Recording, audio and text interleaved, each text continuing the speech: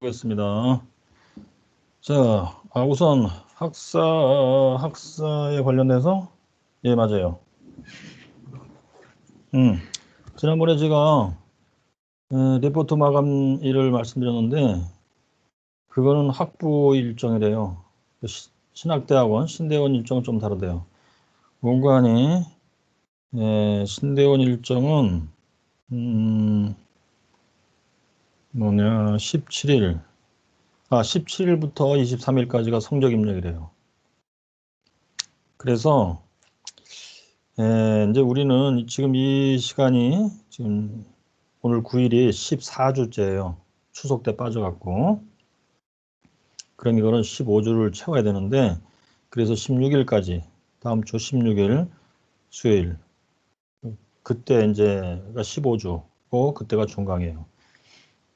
그러면 이제 리포트 마감일은 언제 해야 되냐? 아무리 여유를 제가 드려도 20일까지 주일 밤까지는 이메일로 저한테 보내주셔야 돼요. 그래도 제가 입력 시간이 굉장히 짧은데, 왜냐하면 이제 입력 기간이 17일부터 23일까지래요. 17일부터 23일까지. 그러니까 20일 날 여러분들이 내면 저는 이제 한 이틀 동안 채점해 갖고 23일 밤 12시 안에는 입력을 해야 돼요.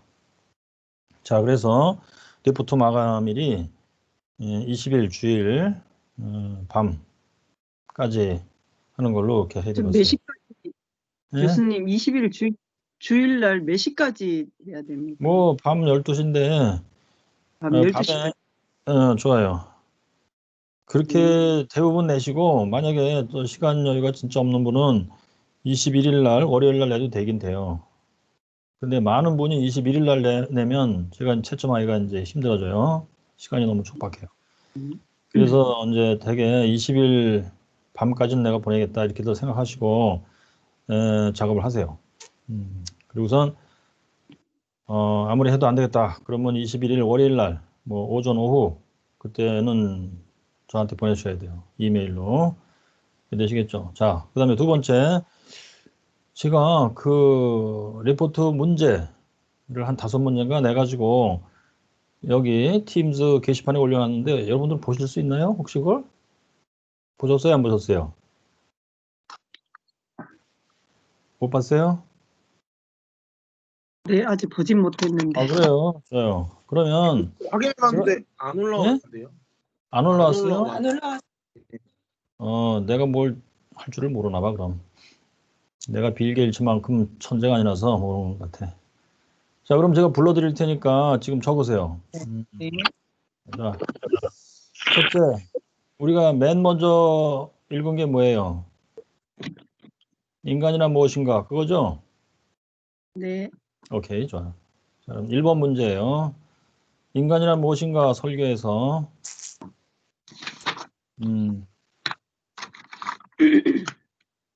몸의 특징이 무엇이고 영혼의 특징이 무엇인가? 그걸 설명하는 거예요. 그리고 웨슬리는 인간의 정체성을 영혼으로 이해하고 있는데 왜 그런 것인가? 웨슬리는 왜 영혼을 인간의 정체성이라고 이해하는가? 그걸 설명하는 거예요. 그 다음에 이제 이어서 하나님의 2번 문제, 하나님의 형상론 배웠죠? 그거는 여러 군데 설교에 흩어져 있어요. 그래서 여러분들이 이제 그것을 찾아가면서 읽어야 돼. 그죠? 자, 항상 2번 문제. 웨슬리의 하나님 형상론을 설명하시오. 세 가지. 본질적, 정치적, 도덕적 하나님의 형상. 이 각각 무엇인지 설명하시오. 자, 거기 이제 참고할 설교 부분은 첫째, 신생이라는 설교. 예, 로마자 1에서 아라비아 1에서 4까지. 로마자 1, 단락에서 아라비아 1에서부터 4까지. 두 번째, 그리스도의 오신 목적이라는 설교에서 로마자 1, 네, 아라비아 3부터 7까지. 거길 참고하시면 될 거예요. 이해됐어요? 거기에 하나님의 조금 더 질문. 세 번째 하나님의 형상론의 설명에 대해서 다시 한 번만 더 말씀해 주시겠어요? 본질적, 정치적, 도덕적 하나님의 형상을 설명하시오. 참고 설교는 1, 신생이라는 설교. 그래서 로마자 1, 네, 1에서부터 4. 여러분 이게 보시나 모르겠다. 여러분 그 컴퓨터로 보여요 이거? 안 보여. 자, 안 보여요. 둘째 설교 그리스도의 오신 목적. 로마자 1에서 아라비아 3번부터 7번까지. 로마자 1, 3에서부터 7까지. 거길 참고하시면 돼요. 그리고 조금 더 잘 쓰고 싶다 하면은 수업 자료실에 3번 이선희 교수의 올린 자료 중에 3번 이거는 저기다 내가 올린 거야만 아니고 전체적으로 보내올 거야 아마 그지? 수업 자료실에 올려 있는 그 자료들 중에 3번 자료예요. 영혼 몸에 대한 웨슬리의 단상이에요. 그걸 참고하시면 도움이 될 거예요. 오케이. 자, 그 다음에 우리가 읽은 게 뭐죠? 원죄론이에요. 자, 원죄 설교에서 웨슬리가 말하는 원죄가 무엇인지 설명하시오. 되겠지? 자, 그러니까 여러분들이 설교를 요약할 필요가 없어요. 이 질문에 정확하게 대답만 해주면 돼요. 그러면 A4 용지로 2페이지, 3페이지, 3페이지 정도면 충분할 거예요. 자, 그 다음에 원죄 설교 다음에 읽은 게 뭐야?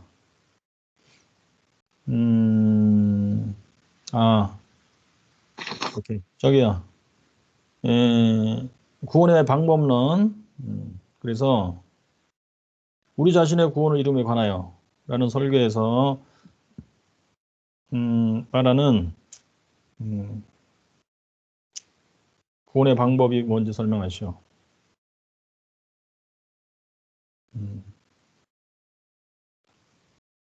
특별히 이 설교에서 예수님은 신인 협동소를 주장하는가 아니면 신인 수능소를 주장하는가 그것을 설명하고 왜 그런지 이유를 설명하시오.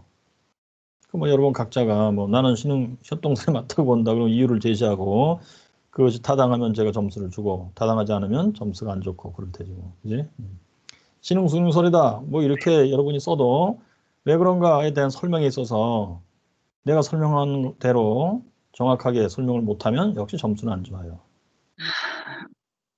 신흥 수능설이야 그렇게만 한 문장 썼다고 해서 점수가 나가는 게 아니에요.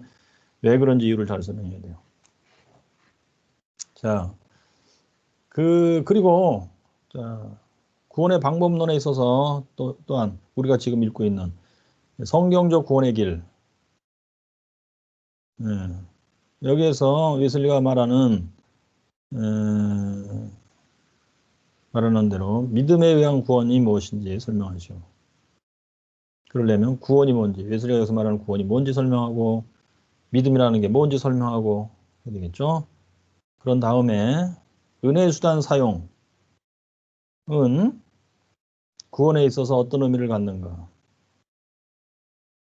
이것은 어떤 의미로 필수적이고 왜 그런 것인지 설명하시오. 나오죠 거기 설교에 조건적으로 필수적이다 우회적으로 필수적이다 그 얘기 있죠. 그 왜 그런가 도대체 그걸 설명하시오. 그 다음에 이제 우리가 오늘도 읽고 또 다음 주도 읽고 하면은 범위가 조금 넓어지는데 그 다음에 읽을 것이 거의 그리스도인이에요. 거의 그리스도인. 웨슬리가 말하는 거의 그리스도인이란 무엇인가?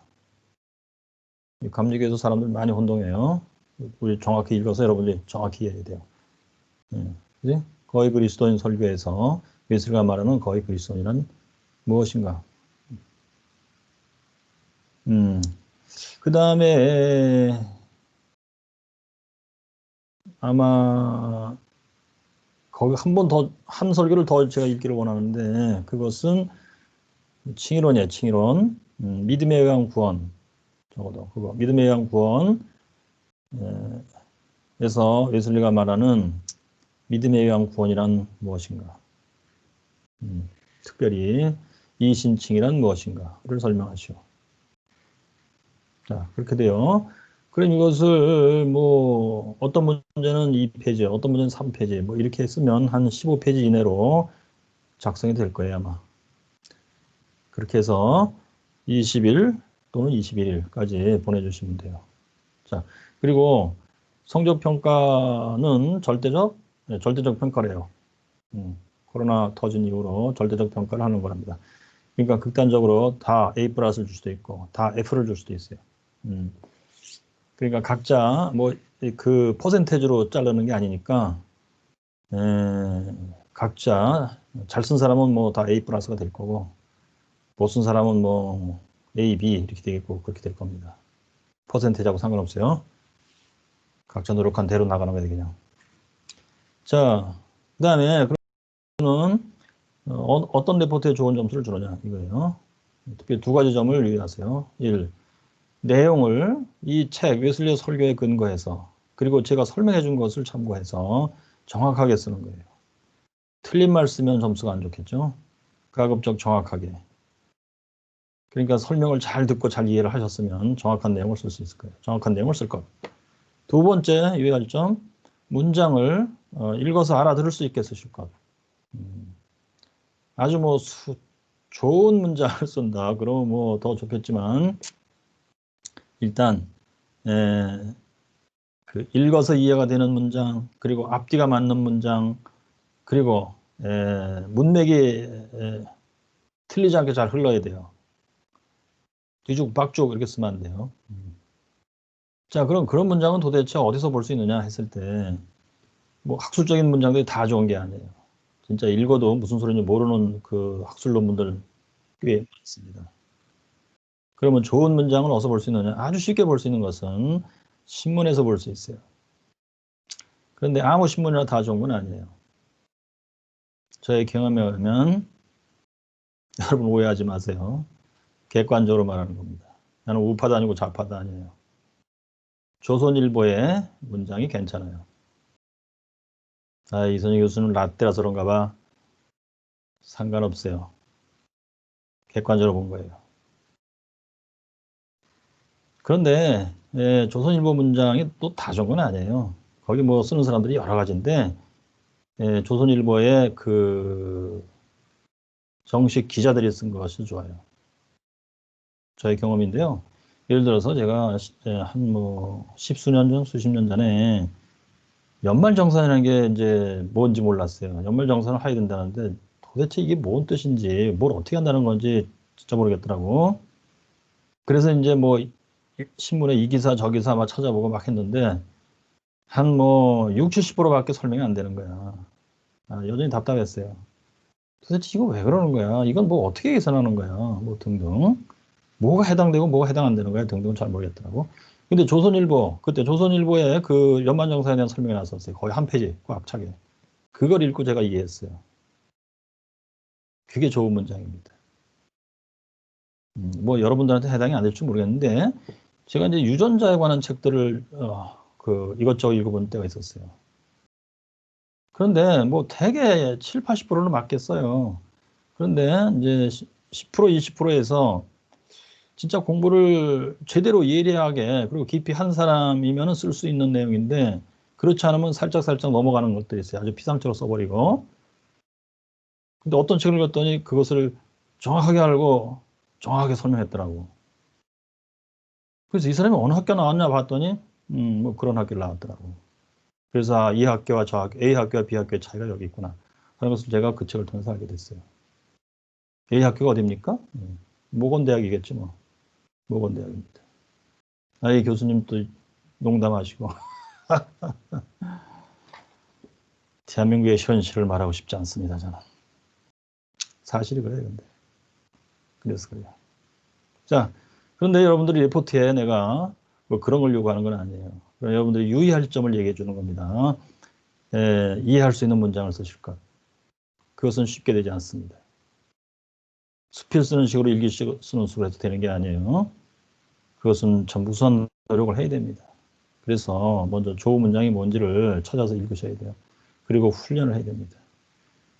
뭐 난 교수 될 것도 아닌데 뭘 훈련하냐. 그렇지만 여러분들이 이제 목회를 하게 되면 이해될 거예요.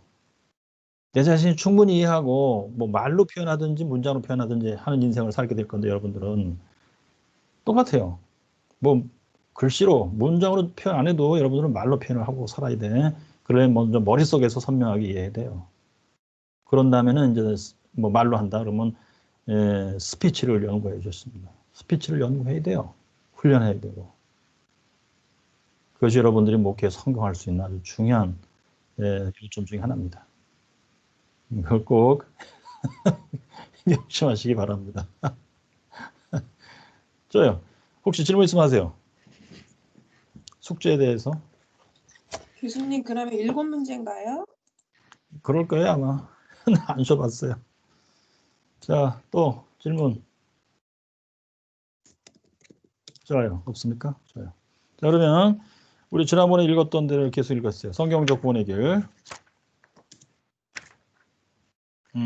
자, 209페이지. 18번이에요. 자, 그러면 하나님은 영혼 안에서의 이 위대한 역사를 점진적으로 이루시는가? 아니면 순간적으로 이루시는가? 그러니까 이제 이건 성화의 테마죠. 점진적 성화, 순간적 성화. 이렇게도 표현해요. 자, 그럼 여기서 이 위대한 역사라는 것이 뭔지를 알아야 되겠지. 물론 성화야. 이렇게 해도 틀리는 건 아닌데 정밀하지는 않아요. A학교, B학교의 차이가 여기서 나타나. 뭘까요? 이 위대한 역사는. 위에서부터 쭉 읽어 내려올 때. 문맥상.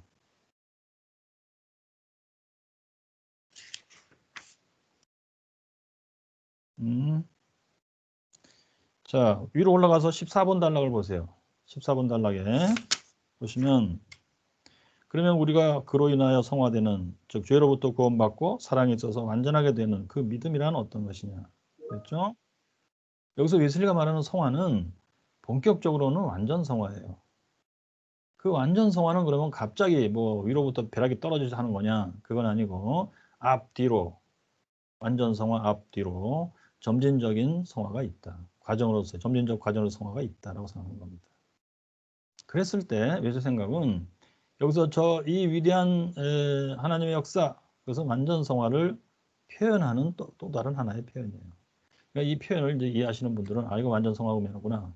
이제 그렇게 알 수 있고 또는 그걸 몰라도 문맥을 이제 쭉 정신 차려서 읽다 보면 이게 위에서 얘기한 사랑에서 완전하게 된다는 그 성화가 그거예요. 자, 그러면 결국 이거 이제 읽어보면 알겠는데 뭐 사람들이 점진적 성화다, 뭐 순간적 성화다 두 개로 구분하고 그러는데 웨슬리가 볼 때는 둘 다 순간이에요, 사실은. 왜? 그건 하나님 자신의 역사이기 때문에. 하나님 자신의 역사는 왜 다 순간이냐? 했을 때 은근히 웨슬리는 그 설명은 구체적으로 안 하는데 그것은 창조주와 피조물의 차이점이에요. 피조물은 시간이 걸려요. 하나님은 시간이라는 차원의 존재가 아니에요. 하나님께서 모든 건 영원입니다. 그리고 영원이라는 건 무시간이에요. 그리고 하나님은 물질 세계에서 저항을 받는 분이 아니에요. 물질 세계에서의 저항이라는 게 있기 때문에 시간이 걸리는 거예요. 자, 그러니까 웨슬리가 하냐면 사람의 영혼을 거룩하게 바꾸는 거, 거룩하게 변화시키는 것도 그건 하나님 자신이 하는 거다 했기 때문에 하나님 자신은 물질의 저항을 안 받아요. 시간의 저항을 안 받아요. 그래서 순간에 거룩하게 변화시킨다는 개념이 숨어 있는 거예요. 자, 그걸 잘 생각하시면 읽어보겠어요. 다시 18번. 이 영혼 안에서요. 하나님은 주어가 하나님이지. 영혼 안에서요. 영혼 자체는 또 물질도 아니야. 영혼 안에서 이 위대한 역사를 점진적으로 하는가, 순간적으로 하는가. 자, 하나님의 동작을 물은 거예요, 사실은. 그랬을 때 어떤 사람에게 있어서는 점진적으로 이루어질 수도 있다. 이 말이 의미하는 바는 무엇이냐, 근데 이 말이 의미하는 바는 그들은 죄가 존재하기를 중단하는 그 특정한 순간에 주의를 돌리지 않는다는 뜻이다. 하나님이 순간에 역사하시는데 그걸 포착 못할 뿐이다 그 뜻이에요. 그럼 여기 죄가 존재하기를 중단하는 그랬죠? 여기서는 이제 중단이라는 단어를 썼는데 엄밀히 얘기하면 그 밑에 파괴라는 말이 나와요. 아래서 둘째 줄. 눈 깜짝할 사이에 파괴하시는 것을 했죠. 완전 성화는 원래 영혼에 있는 죄를 완전히 다 파괴한다는 뜻이에요. destroy. 뿌리채 뽑아서 버린다. 영혼에 남아있는 부패성이 하나도 없다. 이 뜻이에요. 근데 이제 이건 조금 이제 세부적인 문제인데 완전 테마를 얘기할 때 하나님이 그 사람의 영혼에서 죄를 파괴시키는 경우가 있고 파괴까지는 아니는데 중지시키는 경우가 있다고 봤어요. 중지는 사랑으로는 충만하다고 느껴 본인이. 그런데 그 속에 남아있는 부패성이 여전히 있는 거예요. 근데 여기서는 지금 이 맥락에서는 보니까 파괴야. 파괴해도 죄가 중지돼 버리지. 지금까지 쭉 있다가 어느 순간에 없어지는 거예요. 그런 의미에서 중지. 자, 죄가 존재하기를 중단하는 특정한 시간에 주의를 못 거려서 그렇다. 본인이 포착 못해서 그렇다. 그러나 만약 하나님의 뜻이라면, 자 여기서 하나님이 하시기로 한다고 왜 못하겠느냐 얘기예요. 뜻이라면 이 위대한 역사가 순간적으로 이루어지는 것을 무한히 바람하지 않는다. 이거야말로 하나님이 직접 역사하시는 거니까 내가 뭐 조금씩 노력해서 축적해서 거룩해진다. 그런 거하고 차원이 다르다는 얘기예요. 그러니까 하나님이 직접 하시는 걸 난 바란다요. 즉 주님이 죄를 그의 입에서 나오는 숨으로 한순간에 눈 깜짝할 사이에 파괴하시는 것을 무한히 바람하지 않는다. 하나님은 그렇게 역사하시니까 네가 포착 못한다고 이거 점진적인 거야. 그렇게만 생각하고 있지 말아라. 그걸 기대하라. 바라라. 그것이 올바른 태도다. 그럼 그 입에서 나오는 숨이 무엇이냐? 이거는 뭐 성경 표현을 이제 인용한 건데 그 밑에 각주에 있죠. 신학적인 뜻은 뭐냐? 하나님은 입에서 나오는 말씀으로 역사한다는 뜻이에요. 창조도 그렇고 섭리도 그렇고 우리 영혼을 거룩하게 변화시키는 것도 그래요. 빛이 있으라 한즉 빛이 있었다. 그런 이치예요. 그래서 내 영혼을 거룩하게 할 때는 네 영혼이 거룩해질지어다. 뭐 이런 식의 말씀을 날리면 그 말씀이 그 내용대로 실제로 역사한다는 얘기예요. 그걸 웨슬리는 이제 영혼의 지의정을 가지고 좀 더 자세히 설명합니다. 어떻게? 지 부분에 빛을 비추어 하나님과 하나님의 행하시는 일을 깨닫게 한다. 그 깨달음이 의지와 정서로 넘어가서 정서도 변하고 의지도 변하는 거예요. 정서는 하나님을 사랑합니다가 되고 의지는 하나님의 뜻에 순종합니다가 되고 그렇게 된 게 거룩하게 된 거예요. 이런 작업을 하는 하나님은 도대체 어떤 식으로 한 거야 했을 때 입에서 말씀을 날려서다. 그거예요. 빛을 비추는 것은 입에서 날린 말씀. 그러니까 이것은 성경의 말씀을 듣든지 읽든지 뭐 묵상하든지 할 때에 깨닫게 되는 순간이 와. 그것을 웨슬리는 하나님이 빛을 비춰서 그렇다. 조명해서 그렇다. 이제 표현한 겁니다. 이것을 이제 한마디로 여기서 이제 표현하는 성경시로 표현하면 하나님의 입에서 나오는 수보로서 한순간에 죄를 파괴해 버린다. 이렇게 표현한 겁니다. 자, 그리고 하나님은 일반적으로 그렇게 행하신다. 일반적으로 즉 순간에 성화한다는 것은 그것이 일반적이다. 우리가 하나님이 하시는 일이. 이것은 편견이 없는 사람이면 누구든지 설득시킬 만한 자명한 증거가 충분히 있다. 어디에 있느냐? 성경에도 들어있고 성경의 기사들이 들어있고 예컨대 뭐 웨슬리 같으면 이제 회심 전에 특별히 하나님이 순간에 역사한다는 걸 몰랐어요. 이 사람도 인정을 못했어요. 본인에게도 그런 일은 없었고 자기가 본 바 그런 사람이 없었다고 생각했어요. 근데 성경을 읽었더니 특별히 사도행전의 것이 나오더라 이거예요. 베드로의 설교를 듣는 3,000명이 듣던 중에 그 가운데 우리가 어떻게 하면 구원 얻을까 했을 때 그들이 그 순간에 다 이신칭의를 받았더라. 이런 기사들. 자, 그리고 웨슬리는 특별히 성경과 경험에서 증거를 볼 수 있다. 경험은 뭐냐? 실제로 내 자신과 뭐 우리 주변에 있는 사람들 실제로 그렇게 체험을 하고 순간에 성화되는 일들이 있다. 그 얘기죠. 그다음에 그러므로 너는 매 순간 이 위대한 역사가 일어나기를 구하고 기대하라. 자, 순간에 하나님이 역사하신다니까 당연히 매 순간 기대해야 되겠죠. 어느 순간인지 몰라 나는. 하나님은 순간에 역사하는 거야. 그러니까 그걸 구하고 기도하여 구하고 이 순간에 하나님이 역사해 주세요. 이렇게. 그리고 또 그렇게 기대를 하라. 그래요. 자, 위에 서술한 방법으로 그것을 구하고 기다려. 그러니까 기도하고 이제 기다릴 때에 어떤 방법을 해야 되냐? 위에 서술한 방법. 자, 성화의 믿음이 뭡니까?에 대해서 설명을 했죠. 예, 거기서 한 4가지 포인트를 설명해 줬는데 그렇게 생각하면서 기도하라는 얘기. 예. 즉 너는 그것을 위해 그리스도 예수 안에서 새롭게 창조된 바 그 선한 행위들을 모두 행하면서 이 위대한 역사가 이루어지기를 구하고 기대하라. 예수 안에서 새롭게 창조되었다. 이 신칭이 중생이에요. 그러니까 사람이 중생했으니까 하나님부터 난 자죠. 죄를 짓지 않는다지 기본적으로. 남아있는 부패성은 있어. 그거 갖고 씨름하는 거예요 지금. 자 그렇다면 이제 유혹이 들어올 때 넘어질 수도 있지만 믿음으로 그걸 이길 수도 있겠죠. 그러니까 믿음을 더욱 달라고 기도하면서 믿음으로 유혹을 이기고 죄를 끊어내며 이기며 하나님의 명한 대로 선을 행하며 구체적으로 은혜의 수단의 사용. 자, 중생한 자가 은혜의 수단을 사용할 때는 또한 그것을 선행이라고 불러요. 믿음에서 나오는 하나님 명령 준행은 선행이다. 여기서 선을 행하라야 선호. 이것이 이제 인간이 해야 될 바이죠. 자, 그렇게 하면서 다음 순간에 뭔가 매 순간마다 기대한 바 위대한 역사가 이루어질 거다. 이건 하나님이 한다고 했죠, 직접. 하나님이 역사하는 순간이 있을 거야. 그걸 구하고 기대하라 이 얘기죠. 자, 그러니까 인간이 해야 될 일은 2가지로 구성되어 있어요. 무엇과 무엇일까요? 이 문장에서.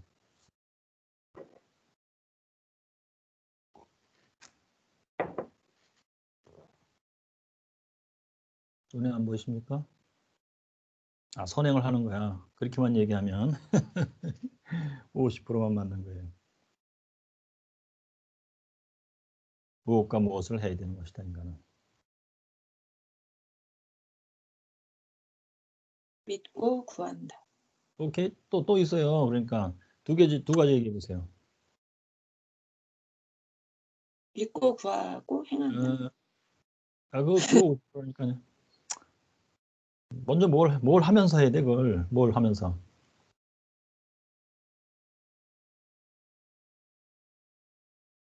믿고 구하고만 하면 안 되죠. 기대하면서요.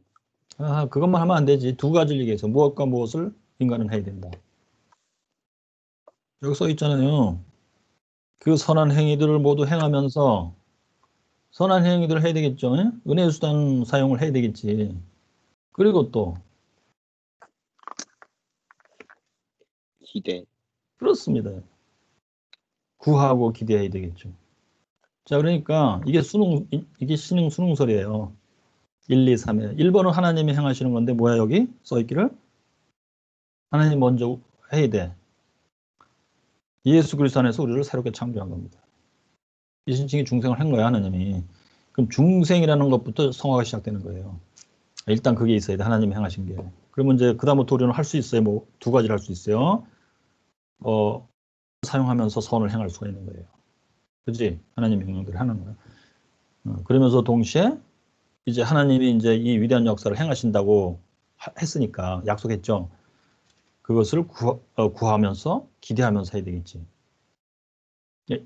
2번 인간이 해야 될 일은 그러니까 은혜의 수단을 사용하면서 믿음으로 구하라, 기도하라. 은혜의 수단을 사용하면서 기도하며 기다리라. 이렇게 되겠죠. 그러면 하나님이 기뻐하시는 순간에 하나님이 이 위대한 역사를 이루시리라. 3번 하나님 자신이 행할 일. 1, 2, 3으로 흘러가잖아요. 이해됐어요? 자, 그런데 인간이 하는 2번 은혜의 수단을 사용하면서 기도하라.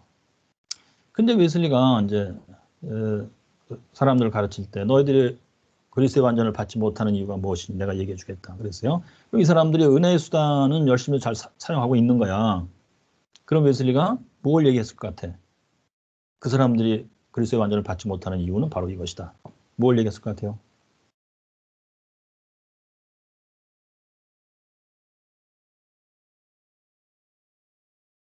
잘 모르시겠어요? 인간이 해야 될 일 A 플러스 B 이 2가지 중에서 뭐 어느 하나가 부족했겠지. 웨슬리가 볼 때. 뭐라고 지적했을 것 같아요?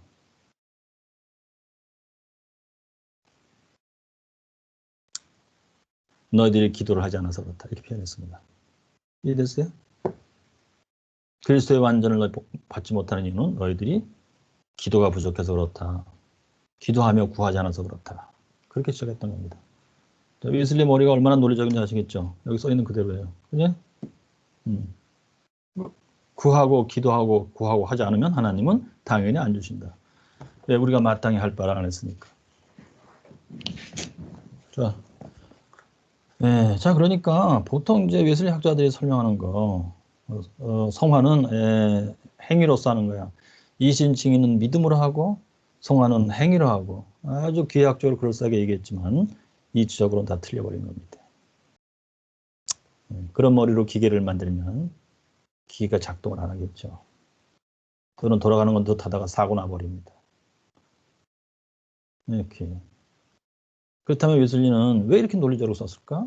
이 사람은 머리는 수학적이고 자연과학도 같은 머리를 썼던 것입니다. 그리고 테크놀로지, 기술과학적인 머리를 사용한 겁니다. 이 사람은. 그래서 인문학적으로 신학을 공부한 사람들은 웨슬리 글을 읽기를 이해하기를 굉장히 힘들어하더라고요. 그게 웨슬리 신학이 왜 이렇게 엉터리로 되느냐 하는 이유 중에 하나예요. 웨슬리를 인문학적으로 읽은 겁니다. 그래서 인문학적으로 읽는다는 게 뭐냐면 대개는 소설식으로 신학을 쓰고 소설식으로 이해해요. 성경에 묘사된 진짜 하나님이 사실적으로 역사한 것과 사람들이 사실적으로 체험하고 기록한 거. 그런 논으로 성경을 읽지를 않아요. 문학 작품처럼 읽어요, 사람들. 사람들의 무슨 상상, 바람, 희망,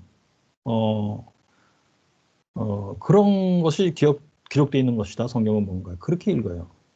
그것이 인문학적으로 읽는 것입니다. 그리고 본인 자신이 또한 상상과 그런 희망 뭐 이런 것으로 또 신학을 구축해내요. 또한. 자, 그런 머리로 웨슬리 설교를 읽으면 이해가 안 됩니다. 자, 그다음에 자 만약 내가 그렇게 기대했지만 더 나아진 것이 없다고 하는 경우라도 너는 그 기대 때문에 더 나빠지는 것은 아니다. 노력했으면은 이제 여기 이제 기대만큼 더 나아진 것이 없다고 친다면 이건 완전 성화가 안 왔다는 뜻이에요, 지금. 그럴 수도 많이 있어요. 완전 성화는 누구나 받는 건 아니고 완전 성화는 또한 영생의 조건은 또한 아니에요. 그러나 하나님이 약속했으므로 가급적 누구든 받으면 좋다 이 얘기입니다. 자 그렇다 해도 완전히 안 왔다고 쳐도 너는 그 기대 때문에 더 나빠지는 것은 아니다. 그만큼 입원을 잘 했잖아요. 그러면 좋아질 수도 있다는 얘기. 완전은 못 받아도 점진적 소위 과정으로서의 성화는 잘 될 수 있다는 얘기. 그러므로 너는 만약 내가 걸었던 소망에 대해 실망하게 된다 할지라도 완전은 못 받았다 할지라도 아무것도 이루는 것은 없다. 성화에서 네가 후퇴하는 것은 아니다. 그러니까 여기서 알 수 있는 게 있어요. 그렇게 사람들이 웨슬리 조언을 따라서 그렇게 완전을 이제 뭐 구하며 기대하며 갔다고 쳐. 했을 때 못 받은 사람들도 수없이 많이 있었다는 얘기입니다. 그거에 대한 조언이에요. 그 다음에 그러나 너는 네가 걸었던 그 소망에 대하여 실망하지 않게 될 것이다. 그 위대한 역사는 올 것이다. 이 얘기는 또 뭐야? 현실적으로 못 받는 사람들이 그렇게 많은데 이게 뭐야? 자, 그것도 지체하지 않고 올 것이다. 매일 매 시간 매 순간 구하고 기다려라. 이 시간에 이 순간에 오지 않는다는 법이 어디 있느냐? 여기서 할 수 있는 게 있죠. 너희들이 그렇게 했음에도 불구하고 완전을 못 받았다는 것은 하나님 잘못이 아니다. 하나님의 예정에 들어있는 게 아니다. 하나님은 너한테 완전 안 주기로 예정했던 거야. 그런 게 아니다. 잘못이 있다면 너한테 있는 것이다. 어떤 잘못? 여기 표현되어 있잖아요. 어떤 잘못일까 이 사람들? 기다리지 못한 것. 그렇습니다. 진정한 기다림이 아니었다는 뜻이에요. 뭐 진정한 기다림이 아닌 것은 여러 가지 성격으로 묘사될 수가 있어요. 기다리긴 기다렸는데 뭐 아예 안 하면 할 수 없지 뭐 이런 태도 또는 나는 아닌 게벼 이거 또는 아니 난 사실 그런 거 없어도 돼 이런 거 이런 식으로 이런 마음을 갖고 기다렸다면 그것은 진정한 기다림이 아니다 이 뜻이에요. 그래서 그런 것이다. 그래서 예수님은 여기서 이제 조언하는데 분위기는 뭐예요? 너한테 달려있다 이런 분위기예요. 진정한 기다림이라는 것이 뭔지 배워라. 그것을 가지면 왜 하나님이 지체하겠느냐. 하나님은 기다리고 있다. 이런 기분입니다. 자, 여기서 조금만 더 들어가면 이제 위험한 말을 할 수가 있는데 뭘까요? 완전을 받냐 못 받냐는 네 손에 달려 있다. 그 말도 할 수 있어요. 네 손에 달려 있다는 건 뭐냐면 네가 뭐 노력하게 달려 있어. 그 뜻은 또 아니에요. 또는 네가 생각할 때 나 완전 받았어. 그럼 된 거야. 그 뜻도 아니에요. 뭐예요 그러면? 완전은 실제로 하나님이 주는 거예요. 그렇다면 네 손에 달려 있는 뭐야? 하나님과 너 사이에 소통해 사실은. 하나님은 너를 지극히 사랑하시는 거 맞다. 그러나 네가 하나님을 사랑하는 법을 제대로 못한다면 그 소통은 어딘가가 일그러져 있는 거야. 그렇다면 완전히 임하지 못한다. 네 손에 달려있다. 사랑이 뭔지, 하나님과의 사랑의 소통이 뭔지 그걸 배워라. 그걸 터득해야 된다 네가. 그 얘기죠. 그래서 사랑이 뭔지 터득하는 것은 나의 노력이 아니에요. 공로가 아니고 내 자신이 나를 거룩하게 만들 수 있는 파워, 능력이 또한 아니에요. 그것은 뭔가 하나님의 사랑을 내가 진정을 알았어요. 내가 그 진정을 하나님을 사랑하게 되었나이다. 이게 소통이 제대로 되는 순간이에요. 예수님 그걸 말하고 있습니다 지금. 근데 사람들이 이것을 자꾸 노력으로 하려고 그러니까 실패하는 겁니다. 사랑은 노력으로 되는 게 아닙니다. 그죠? 첫눈에 반한다. 노력으로 되는 게 아니에요. 그 인간 사이의 사랑은 뭐 이게 하나님과의 소통을 설명하는데 좀 부족함이 많이 있는데 묘하게도 근데 하나님이 나를 사랑한다, 내가 하나님을 사랑합니다도 비슷한 뭐가 있어요. 노력으로 되는 게 아니라는 그 점에 있어서 그래요. 그러니까 노력을 안 하고 가만히 있어도 돼? 그것 또한 아니에요. 그지? 그래서 이제 우리가 이 성경적 구원의 길에서도 읽었잖아요. 은혜 수단 사용은 필수적이야, 당연히. 그렇지만 조건적이고 우회적이다. 은혜 수단 사용으로 하나님과의 사랑의 소통이 되는 건 아니다. 그렇지만 그것을 빼놓고는 또한 안 된다. 이런 얘기입니다. 자, 그 밑에 만약 내가 이 위대한 역사는 믿음에 의해서 이루어진다는 것을 믿으면 당연히 너는 그것을 지금 올 것으로 구하고 기대해도 된다. 오케이? 그러니까 믿음이 뭔지 앞에 설명했잖아요. Divine Evidence and Conviction이에요. 하나님이 빛을 비추는 순간 내가 확실히 알게 되는 거예요. 하나님의 사랑을 그거. 하나님으로서는 전능하시고 준비되어 있고 하시는데 지금 왜 못하겠냐. 이 하나님에 대한 아주 태어난 인간으로서는 이해할 수 없는 그것을 이해하는 순간이에요. 하나님이 도대체 누구신지, 하나님이 날 사랑한다, 하나님이 전지전능하신 분이란다. 이걸 진짜로 이해하는 그 어떤 순간입니다. 하나님은 지금 너한테 그걸 할 수 있다.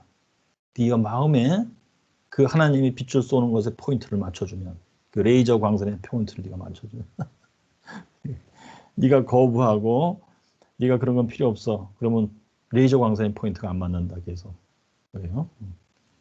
자, 그 다음에 그러면서 바로 이 징표로서 자, 믿음으로 네가 구한다면 지금 구하라. 그거 이 징표로서 너는 내가 이것을 믿음으로써 구하는 것인지 아니면 행위로써 구하는 것인지 분별할 수가 있다.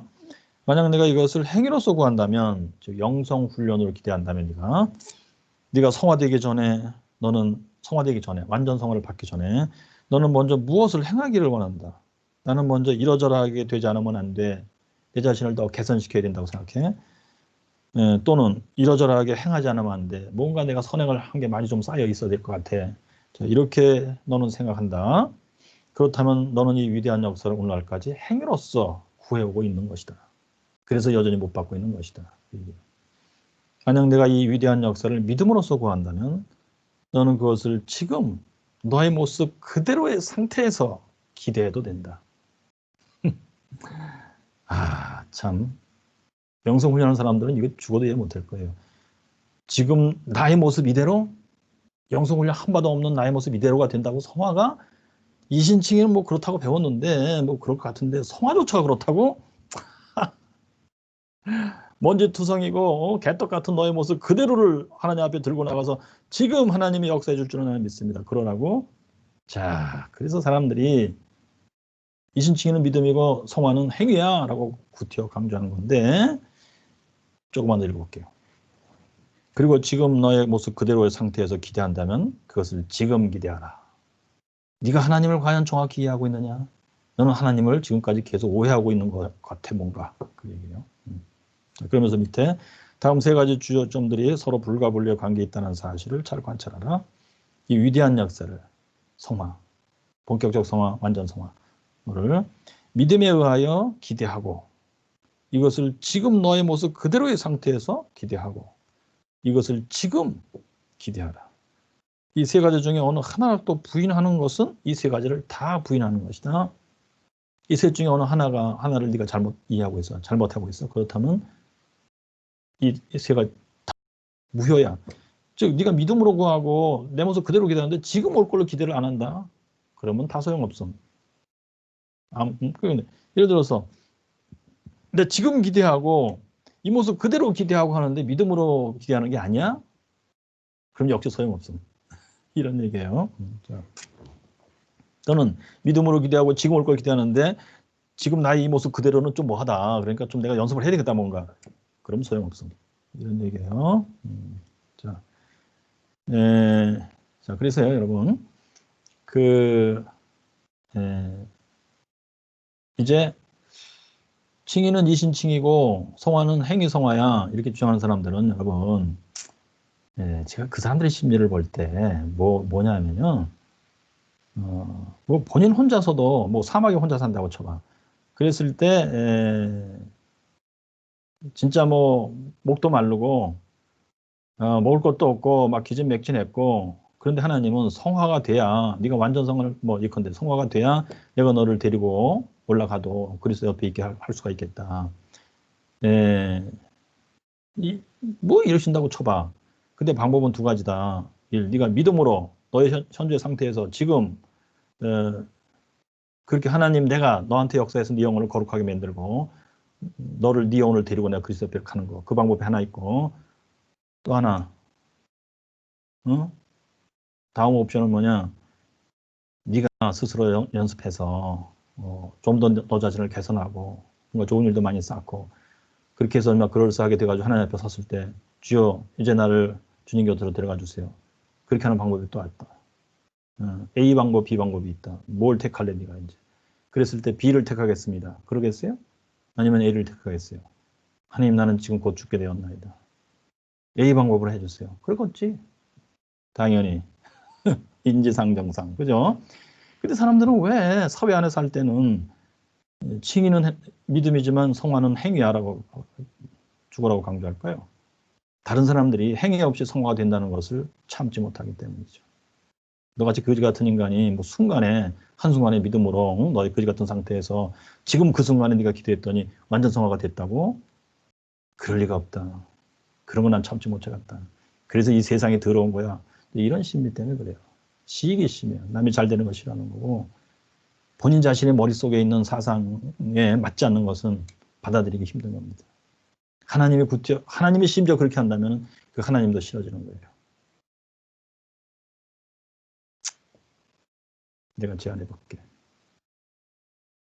행위성화를 강조하는 그분에게 진짜 사랑하는 아들이나 딸이 있다고 칩시다. 병에 걸렸어. 불치병이야. 이제 죽음의 침상에 누워있어. 이 아이가 영원히 거룩하게 되어서 하나님이 거룩하게 들어가시고 주님 곁에 있게 하기를 원하겠지. 누구든지 뭐 그 사람이 그 아들이나 딸 20대라고 칩시다. 지금까지 인생 사는데 보통 사람처럼 살았어요. 그냥.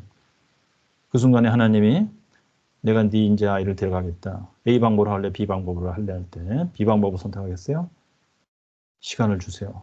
내가 영성 훈련해서 내 영혼을 더 거룩하게 만들고 이 아이를 그때 하나님 데려가시면 좋겠습니다. 그러겠습니까? 다른 사람들이 내가 행위 성화야 이렇게 강조할 때 다른 사람들이 내 사랑하는 아들과 딸이 아니기 때문입니다. 하나님의 사랑과 전지전능도 인정하기 싫은 거예요. 하나님 하시겠다는데 그걸 거부하는 거야. 근데 예수님이 이것을 알아들었단 말이에요. 성경 읽고 그지? 믿음에 의한 성화다. 그렇게 주장했을 때 예수님의 마음을 한번 들어가 보세요.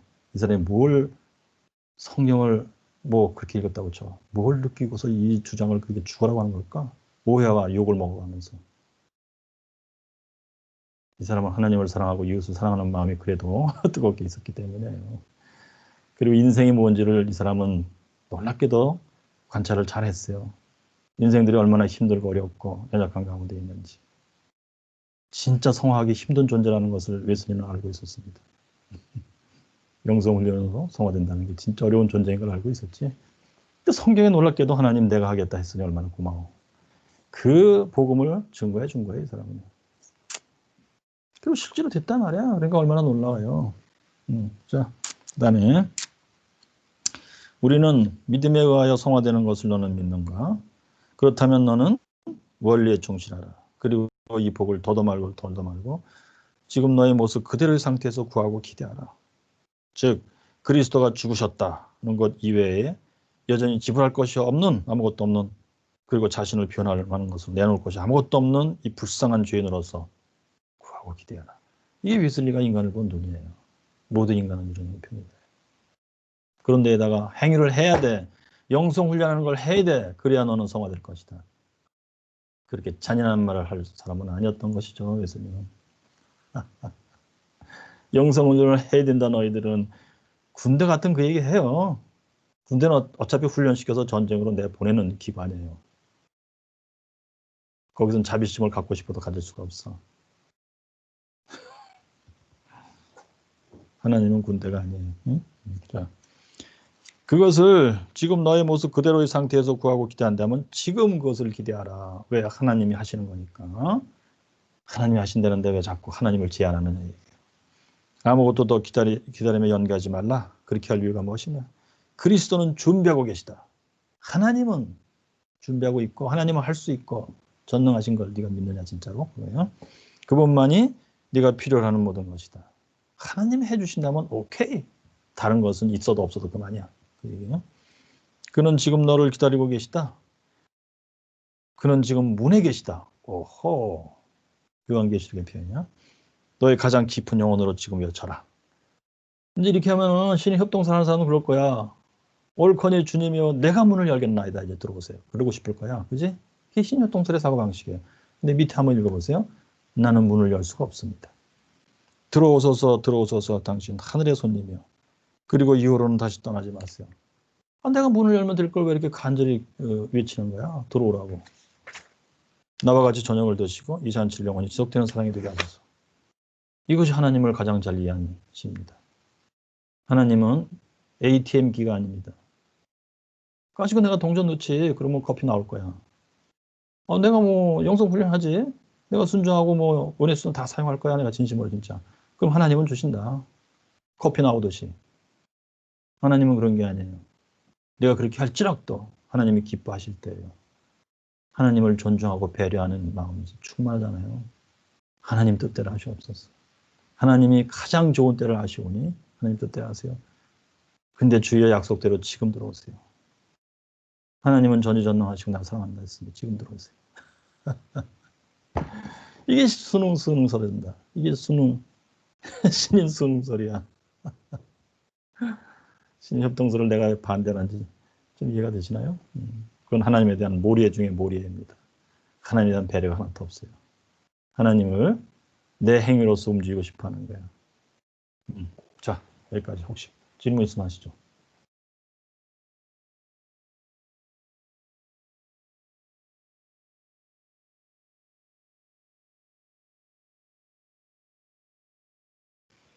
자, 부부관계도 그래요. 수능설적 사고로 부부 생활을 하시면 부부싸움을 피할 수가 없어요. 내가 한 만큼 너도 해라. 그거거든요, 원래. 네가 한 만큼 나도 하겠다. 서로 협력하자. 이거거든요. 말인즉슨 아름다워 보이죠? 그렇게 생각하면서 한번 살아보세요. 그죠? 살아보신 분들은 알 거야. 부부싸움 피할 수 없어. 수능설식으로 살아보세요. 당신이 먼저 나를 사랑했으니 이제 당신이 요구하는 대로 나는 마땅히 하리라. 근데 당신이 나를 이뻐하고 사랑하는 것은 당신 마음이니 나는 그것을 기다리겠어. 내가 강요할 수 있는 게 아니야. 이렇게 서로 간에 이해가 되는 거예요. 배려를 할 수 있고 존중할 수 있고 상대방이 내가 원하는 대로 움직이는 존재가 아니라는 것을 내가 100% 받아들일 수 있는 거죠. 근데 신흥성서는 내가 했으니까 너도 해야 돼. 내 마음대로 상대방을 움직이고 싶어 해. 그리고 내가 원하는 대로 움직이지 않으면 이제 그다음부터는 막 날카로운 말들이 날아가는 거죠. 신의 협동설은 진짜 사람의 머리도 망가뜨려요. 인간관계도 망가뜨리고, 기독교 내용을 망가뜨리는 거예요. 하나님과 인간의 관계도 망가뜨리고, 참 말도 안 되는 얘기입니다. 인간관계도 그래. 심지어 그것은 그냥 협력이라는 것은 회사에서 할 수 있는 얘기예요. 사랑의 공동체에서 할 수 있는 얘기가 아닙니다. 자, 질문 있으면 해보세요. 없어요? 좋아요. 자, 그러면 이제 우리가 두 편의 설교를 우리 자신의 구원을 이루하나요? 성경적 구원의 길은 웨슬리가 생각한 구원의 방법론에 대한 설명이에요.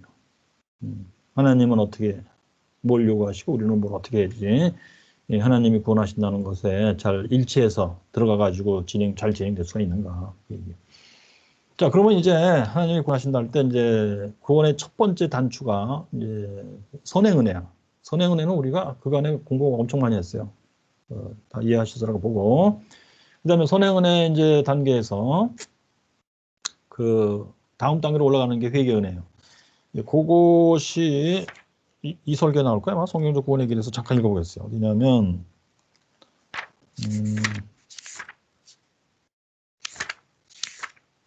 예. 아, 이거 아니다. 오케이. 우리 자신의 구원을 가나? 아니고. comes about.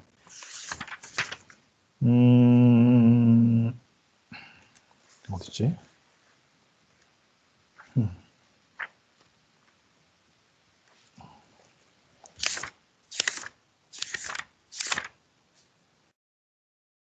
오케이, 여기다. 우리 자신의 구원을 관해 221페이지 잠깐 보세요. 221페이지.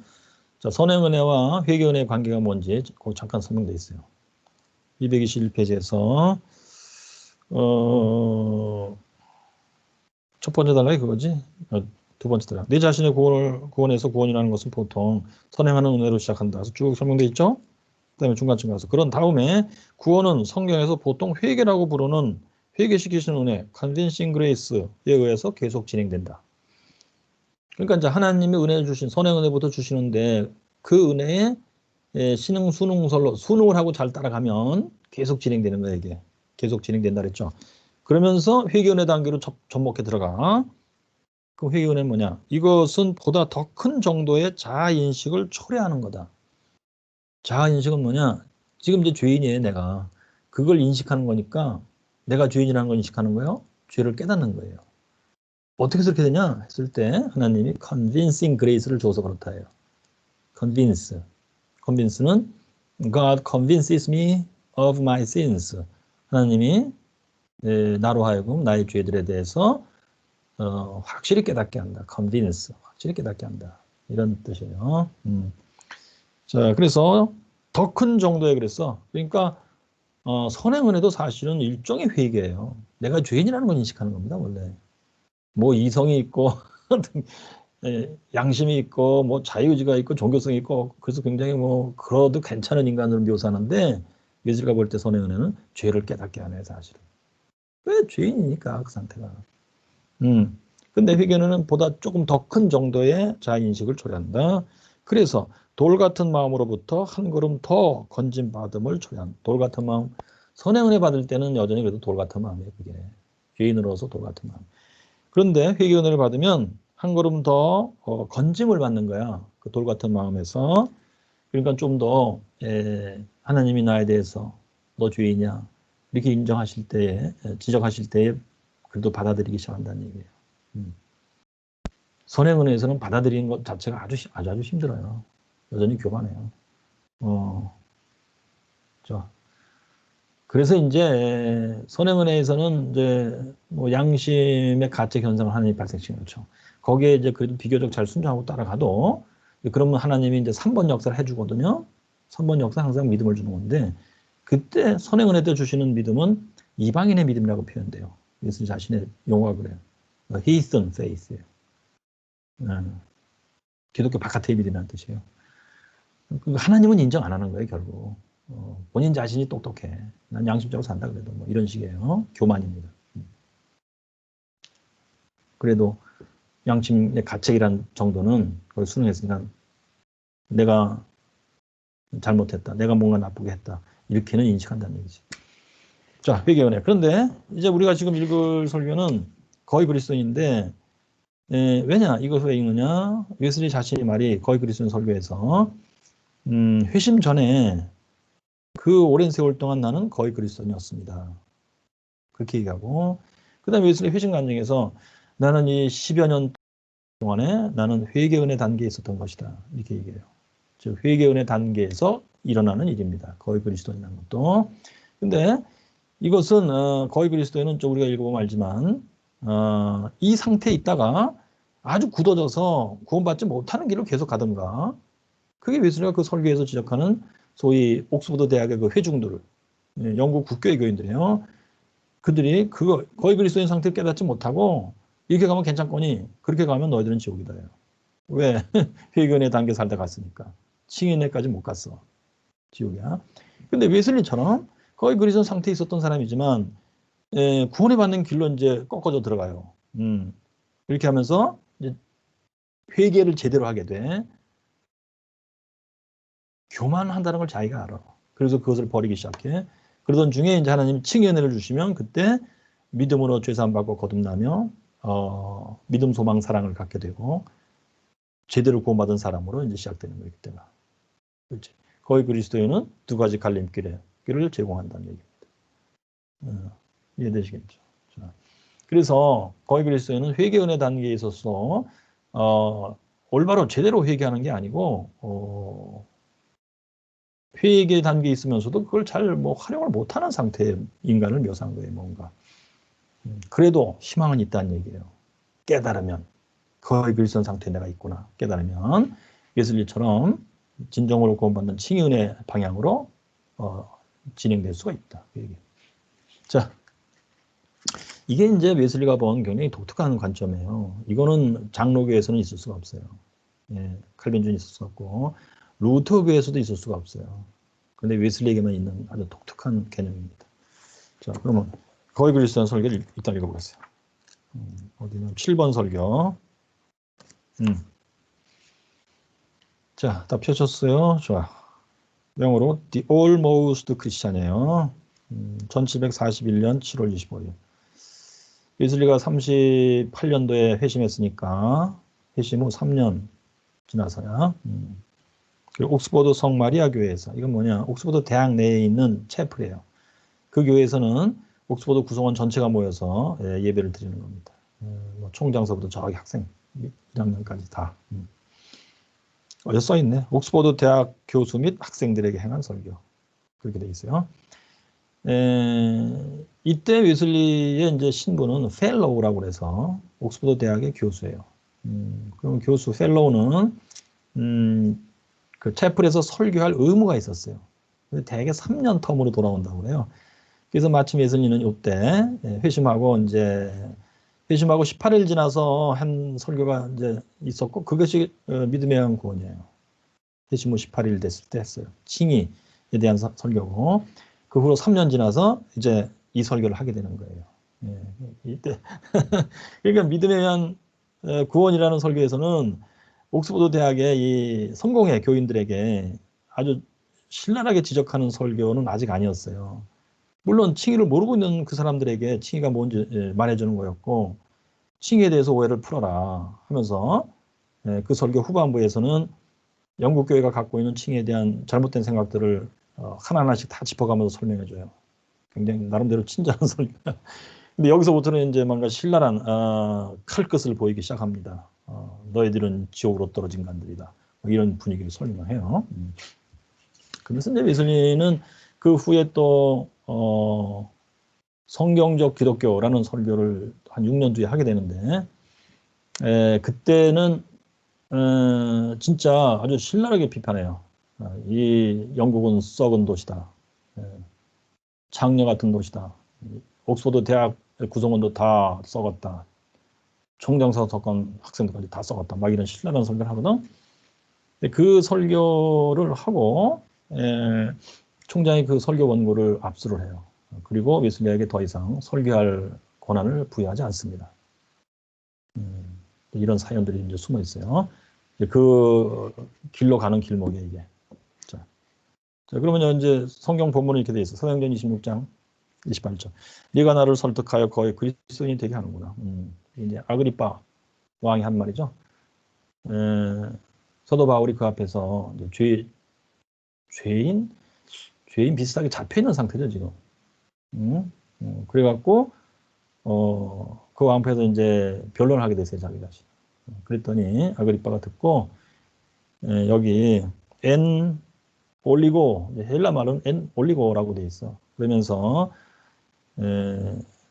You persuaded me to be a Christian. 엔 올리고가 이제 이 번역이 쉽지 않아요. 오늘날 헬라어 성경을 보면 이것은 in a short time이라고 되어 있어요. in a short time 또는 quickly. 짧은 시간에 네가 그렇게 말을 해서 나를 재빨리 기독교인으로 만들려고 설득하고 있구나 네가.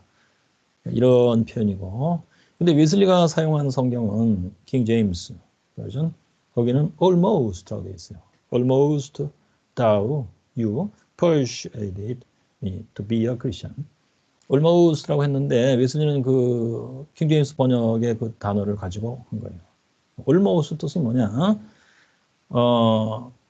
거의란 뜻이에요. 그야말로 완전히 채워졌음 그 뜻은 아니고 거기서 뭔가 부족함, 2% 부족함, 뭐 10% 부족함, 조금만 더 가면 채워지겠음. 거의 우리나라 말에 거의예요 그다음말로. 그래서 이제 almost Christian이라는 단어를 그 당시에 사용하게 돼요. 웨슬리 이전에부터 사용했어요. 근데 칼빈주의자들도 이 용어를 사용했고 그리고 1600년대에 웨슬리보다 이제 수십 년 전에 칼빈주의자 약사는 이름이 잊어버렸네. 그 사람이 쓴 책 제목이 Almost Christian이에요. 그 책이 한국말로 번역됐더라고. 제목이 명시적 그리스도인가? 아주 유명한 책이 자세히 몰랐어. 근데 거기서 그 칼빈주의자가 의미하는 almost Christian 뜻하고 웨슬리가 말하는 almost Christian하고 뜻이 다르다는 사실을 알아야 돼요. 칼빈주의자 그 사람이 쓸 때 almost는 뭐냐면 그야말로 명시적이고 위선적인 거예요.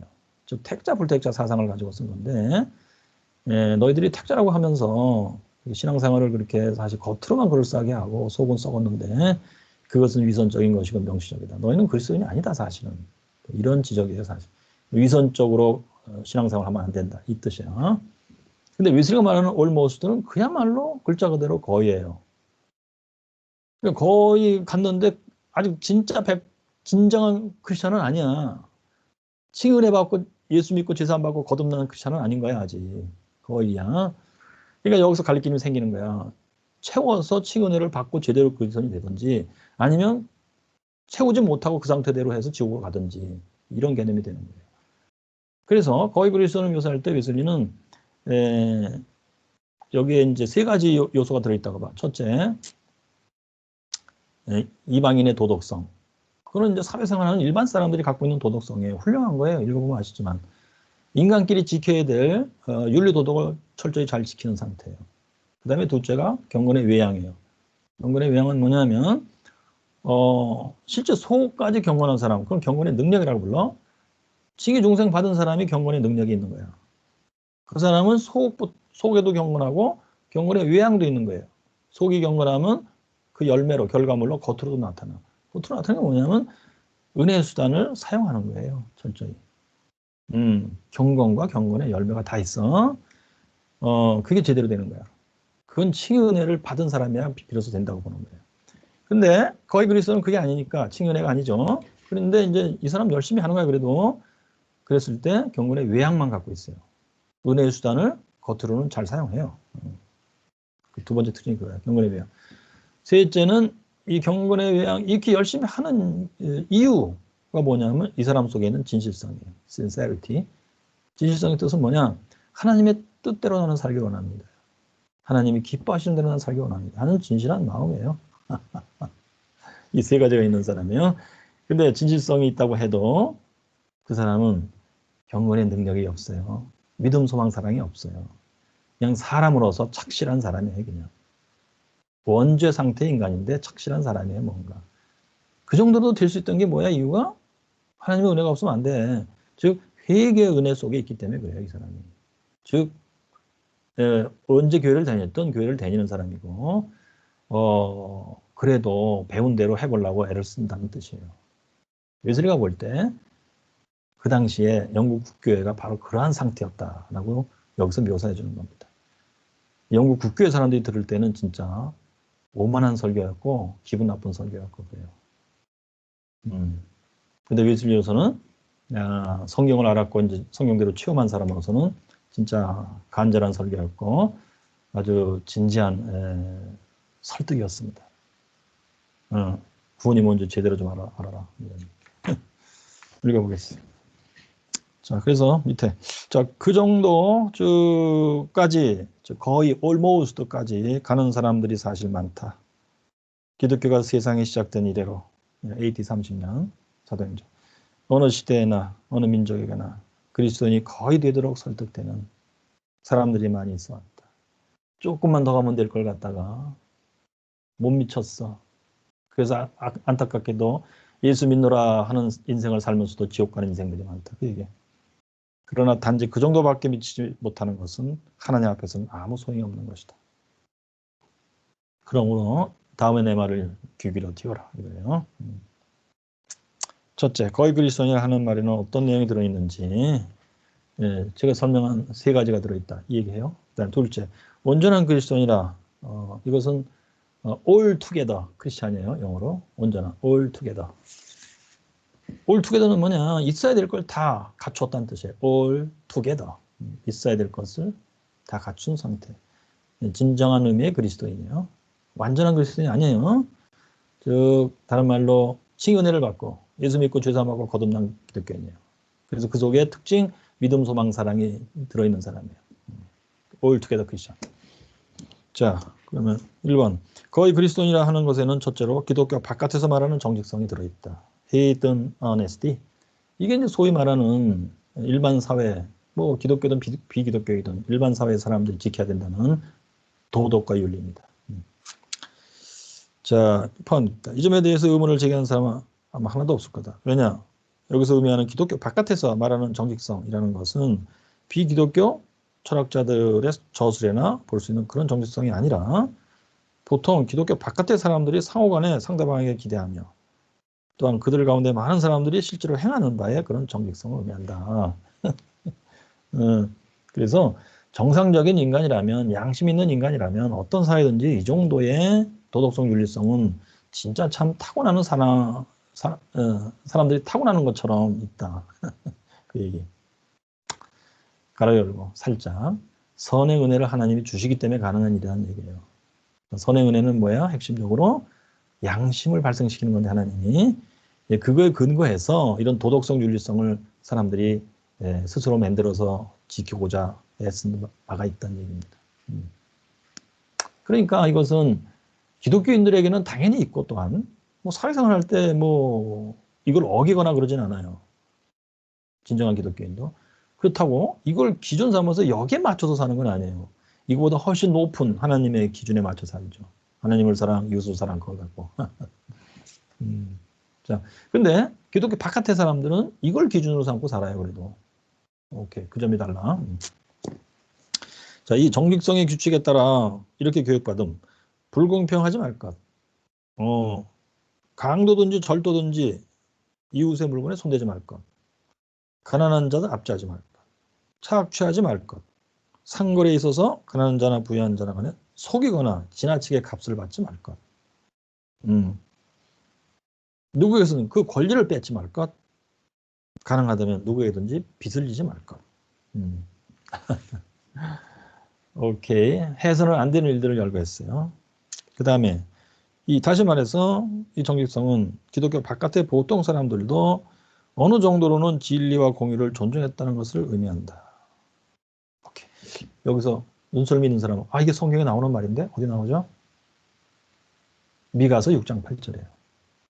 하나님이 인자야 사람들아 하나님이 너희들에게 원하는 게 뭔지 아느냐? 공의를 행하고 자비를 사랑하고 하나님과 더불어 행하라. 거기서 공의는 하늘을 존중하라 해요. 경천, 자비를 사랑하라, 이웃 사람을 존중하라요. 애인, 하나님과 동행하라, 진리, 한결같이 그렇게 하라. 그럼 보통 사람들이라면 이건 나쁘다. 뭐 그렇게 안 살아도 돼. 정상적인 사람은 그렇게 생각 안 한다. 맞다 이렇게 하지. 이게. 따라서 그들도 거짓을 숨기기 위하여 신을 증인으로 부르면서 위증하는 사람들을 혐오했다. 그렇게 해서는 안 된다지. 위증하지 말라. 이웃을 무고하게 비방하고 중상한다. 그거 하지 말라. 또 의도적으로 거짓말을 하는 거 하지 말라. 사회의 기생충이다. 이렇게 했던 것이다. 알겠죠? 자, 그 다음에 이제 3번. 이 정직성은 또, 그러니까 지금까지 얘기한 거는 두 회를 얘기했는데, 이건 다 마이너스예요. 해서는 안 될 것을 하지 말라고. 3번은 이제 해야 될 것을 하라. 그런 내용이 나와 플러스입니다. 그들도 상호 간에 일종의 사랑과 조력을 서로 기대하면서 살았다. 상호 부조예요. 그래서, 그들은 상대방이 그 자신이 손해를 보지 않으면서 나를 도울 수 있으면 어떤 도움이라도 나에게 해주기를 기대하였다. 오케이, 마태복음 말씀. 남이 나에게 해주기를 기대하는 대로 네가 먼저 남에게 해주라. 뭐 이런 얘기죠. 상호부조. 그들은 이것을 확대하여 비용이 들지 않거나 노력이 들지 않고 행할 수 있는 사소하게 인정을 베푸는 일들을 발전시켰다. 그래서 남는 음식이 있으면 굶는 자를 먹이라. 오케이. 근데 이제 여러분 그 은혜의 수단에도 이거 나오잖아요. 굶은 자를 먹이라, 헐벗은 자를 입히라. 그거하고 다른 점이 있는데 뭘 것 같아요 여기? 살짝 달라요. 아시는 분?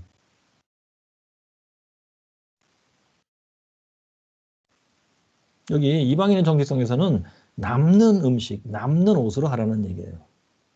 근데 은혜의 수단에서는 네가 굶어도 네가 입지 못해도 그 뜻입니다.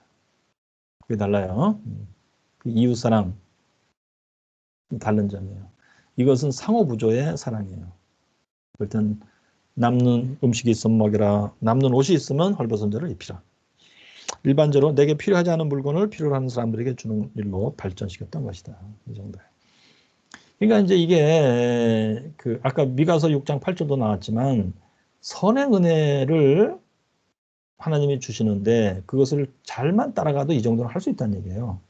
그럼 이게 뭐야? 이 정도만 해도 사실은 선행 은혜는 생명을 향하는 경향성을 보이는 것이다. 그거죠? 생명을 향하는 경향성이에요, 이게. 구원을 향한 경향성인데 아직 구원으로부터는 거리가 아주 먼 거예요. 경향성이에요. 그러므로 웨슬리는 여기서 뭘 본 거야? 이 정도만 해도 가능성은 있다예요. 자, 그렇다면 이제 우리 예수 믿어보자는 얘기입니다. 예수 믿고 교회 다니면서 본격적으로 하나님 말씀 배우고 회개 은혜부터 받으면서 가보자. 이렇게 할 수 있다는 얘기지. 거의 그리스도인이라는 것에 포함되는 첫 번째 것으로서 기독교 바깥의 정직성이라는 것은 가장 낮은 의미의 정직성을 보더라도 이 정도까지 미친다. 예, 상당히 칭찬하는 의미로 얘기하는 거예요. 그러나 살짝 안타까운 마음으로 얘기하는 겁니다. 이 정도까지 해고도 지옥 간다 너 얘기해요. 자, 거의 그리스도인에 포함되는 두 번째 것은 이게 아까 1, 2, 3 얘기했죠. 첫 번째 세 가지 거의 그리스도인의 구성 요소 세 가지. 그 중에 두 번째 경건의 외양이에요. 경건의 외양, 즉 그리스도의 복음이 가지라고 권하는 바 그 경건의 단지 외양을 갖는 것, 진정한 그리스도인의 겉모양을 갖는 것이다. 그죠? 그러면 그리스도의 복음이 가지라고 하는 거 권하는 바 경건의 능력과 외양 이렇게 돼 있지. 경건의 능력은 영혼 자체가 건강하게 변한 거야. 외양은 행동으로서 그것이 나타나는 거야. 근데 이 사람들은 행동으로 나타나는 그것만 갖고 있어. 본인이 꽤 노력했다는 뜻이죠. 진정한 그리스도인이 경건의 능력과 외양을 갖고 있는 존재인데 이 사람들은 그 중에 외양만 갖고 있어. 무슨 얘기야? 하나님의 칭의 중생의 은혜를 아직 못 받은 거야. 하나님 자신이 이 사람의 영혼에 손을 대서 경건의 능력을 발생시킨 것이 아직 아닌 거야. 경건의 외양만 갖고 이건 뭐야? 본인이 노력해서 되는 거야? 역시 은혜 이것도. 무슨 은혜? 선행 은혜예요. 선행 은혜를 좀 더 발전시키면 이제 앞에 이방인의 정직성은 선행 은혜 때문에 그래요. 근데 여기서 경건의 모양은 회개 은혜 때문에 그래요. 교회를 다니는 거야, 이 사람. 그럼 하나님은 일단 회개 은혜부터 주는 거야. 죄를 버려야 되겠다. 하나님 말씀대로 살아보자. 그렇게 노력을 하죠. 그러니까 회개 은혜를 하나님이 주시고 본인이 거기에 순종해서 노력을 하니까 이 정도는 됐다는 얘기예요. 모양. 자, 그래서 따라서 거의 그리스도인은 복음이 금하는 것을 어떤 것도 행하지 않는다. 복음. 여기서는 그러니까 기독교인이 됐다는 뜻이에요. 교회를 다니고 있다. 기독교인이 됐다는 뜻. 소위 교회 생활을 한다는 얘기예요. 근데 여기 이제 금하는 것을 안 한다 했으니까 마이너스적 표현들이죠. 해서는 안 될 것들을 안 함. 하나님의 이름을 망령되이 일컫지 않는다. 오케이, 이건 10계명이야. 축복하고 저주하지 않는다. 이건 뭐 로마서 나오는 거죠. 너를 핍박하는 자를 저주하지 말라, 축복하라. 맹세하지 않는다. 이건 마태복음 5장, 6장. 그죠? 이해할 때는 이해, 아니할 때는 아니만 하라. 이건 뭐냐면 맹세는 여기서 뭐냐면요. 원래 내 손에 장을 지죠. 이런 의미의 말이에요. 자기의 거짓을 숨기기 위해서 헛되이 맹세하는 거예요. 내가 거짓말 한다면 내가 천벌을 받으리라. 이런 식의 말을 하지 말라. 예할 건 예하고 아니요 하는 건 아니요 하라. 이런 얘기예요. 근데 이게 이제 성경에 있으니까 신약 성경에 있는 말씀이니까 이걸 준행하는 것은 경건의 열매예요. 사실은 경건의 외양입니다. 그는 주의를 어기지 않는다. 또 심지어 자기 집에 이제 와서 손님으로 주무신 분도 주의를 지키게 됐어? 그러면 주의를 지키자 얘기한다. 또 간음과 혼의 정사와 음란한 것을 피한다. 10계명 7계명. 직접 또는 간접으로 지향하는 경향성 모든 말이나 모양을 피한다. 그런 경향성 있는 것들도 피한다. 얼마나 철저해. 그죠? 재미있는 사실. 아까도 얘기했죠.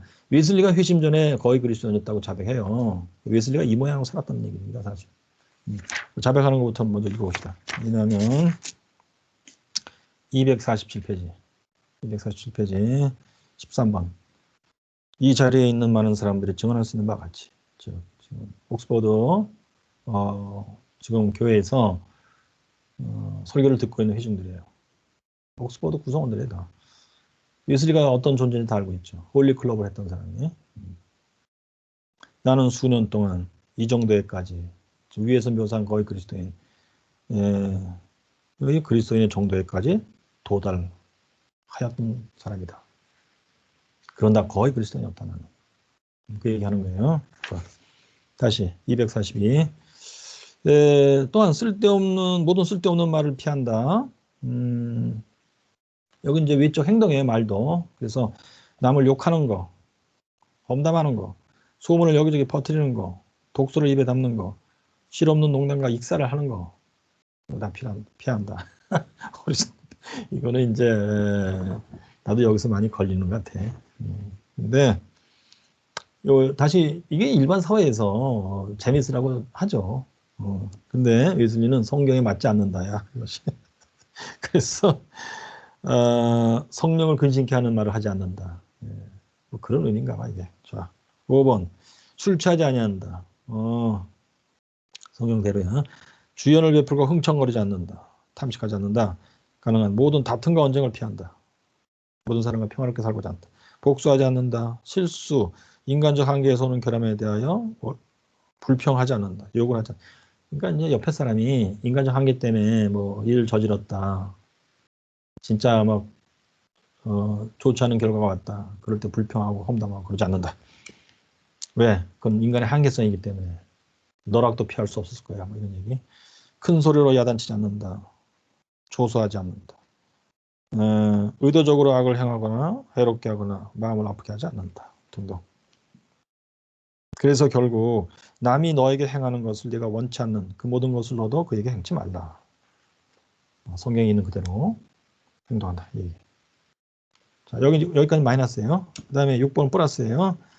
하라고 하는 것을 한다. 했을 때 선을 행하라 했으니 선을 행한다야.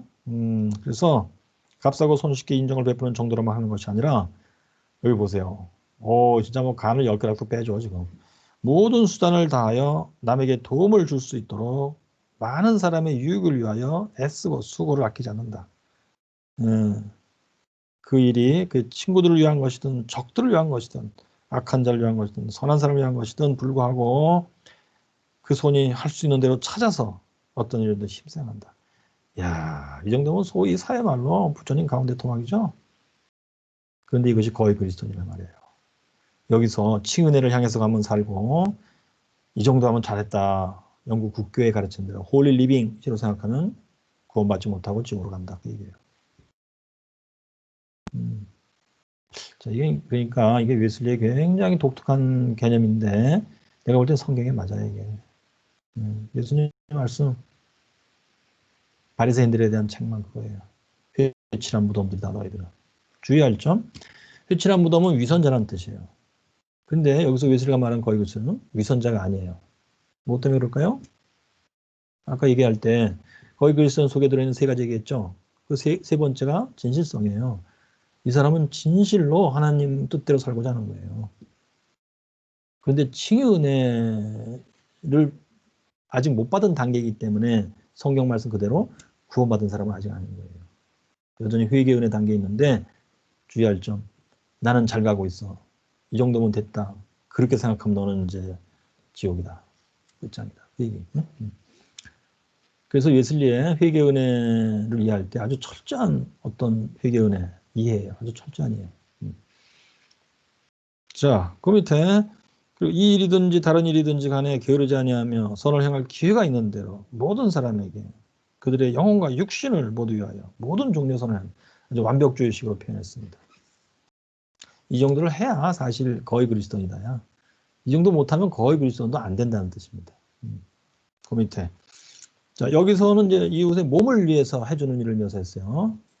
다음 단락은 이웃의 영혼을 위해서 해주는 일을 묘사합니다. 왜 해가지고 진짜 아우 당신 왜요? 질문 있으면 하세요. 진짜 그렇지 가정상가 봐. 좋아.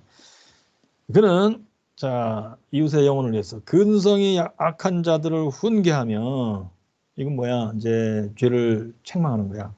무지한 자들을 가르치며 뭐 죄를 모른다. 복음을 모른다. 가르치는 복음 증거해주고 이거 흔들리는 자를 굳게 한다. 이거는 이제 예수 믿기 시작한 사람이야. 그런데 뭔가 나 이제 교회 안 나가 뭐 바빠 흔들리는 거야. 권고하는 거야. 격려하는 거야. 선한 자들을 격려하고 괴로워하는 자를 위로하고 계속 붙들어주는 거예요. 잠자는 자를 깨우기. 이거는 그 당시 웨슬리 당시 전문 용어예요. 회개시킨다는 얘기예요. 죄인에게 죄를 깨닫게 하고 회개시킨다. 잠자는 자여 깨어라. 그래요. 여수가하고 하나님께서 이미 깨우신 바의 사람들을 이제 예수 믿고 아니다. 이건 이제 회개 은혜 이제 들어온 거지. 이 사람 회개하기 시작했어. 이게 죄와 불교를 씻도록 열려있는 샘으로 인도한다. 이게 이제 칭의 은혜로 인도한다는 얘기인데 용어인즉슨 이게 회개 은혜, 칭의 은혜로 인도하는 건데 영국 국교회를 지금 묘사하는 거거든요. 거긴 칭의 은혜라는 것은 죽을 때 받는 거예요. 그러니까 아마 야, 너 죽을 때 칭의 받고 구원받으려면 지금부터 잘해야 돼. 뭐 이런 식으로 얘기한다는 뜻 같아요. 그 샘으로 인도하여 거기서 씻고 깨끗해지도록 돕는 일에 힘쓴다. 그리고 믿음을 통하여 이미 구원을 받은 사람들을 복도두어 보험사의 그리스도의 복음을 더욱 더 높이려 하는데 수고를 아끼지 않는다. 여기는 벌써 칭의 중생을 받은 사람을 묘사하고 있는데 예? 여기 믿음을 통해 이미 구원받은 사람들 있잖아. 그런데 요거는 내가 볼 때 그래요. 지금 이제 영국 국교회를 묘사하고 있는 것이므로 믿음이라고 이제 표현한다면 영국 교회에서는 이신칭의 중생을 받는 믿음이 아니에요. 동의, 어센트. 즉 복음의 내용이 진리다 동의합니다. 교회 가르침이 진리입니다. 동의합니다. 동의했으므로 내가 거기에 따라서 살겠습니다. 그게 믿음이에요. 칭의받는 믿음이 아니에요. 그리고 믿음을 통해 이미 구원을 받은 사람들 했는데 여기서 구원이라는 것은 말하자면 이제 교회 생활을 이제 하기 시작했다. 영국 국에도 그것을 세례받으면 원죄에서는 벗어난 거야. 그런 의미에서 구원이야. 뭐 이 정도는 얘기했어요. 그런 걸 거라고 봐. 그러니까 이게 이제 지금 아, 칭의 은혜 받은 사람, 진짜 받은 사람을 북돋워 뭐 이렇게 읽으면은 거의 그리스도인 얘기가 안 되겠지 이게. 거의 그리스도인 묘사다. 그럼 제가 지금 설명해드린 그런 의미로 읽어야 맞다 그런 뜻이에요.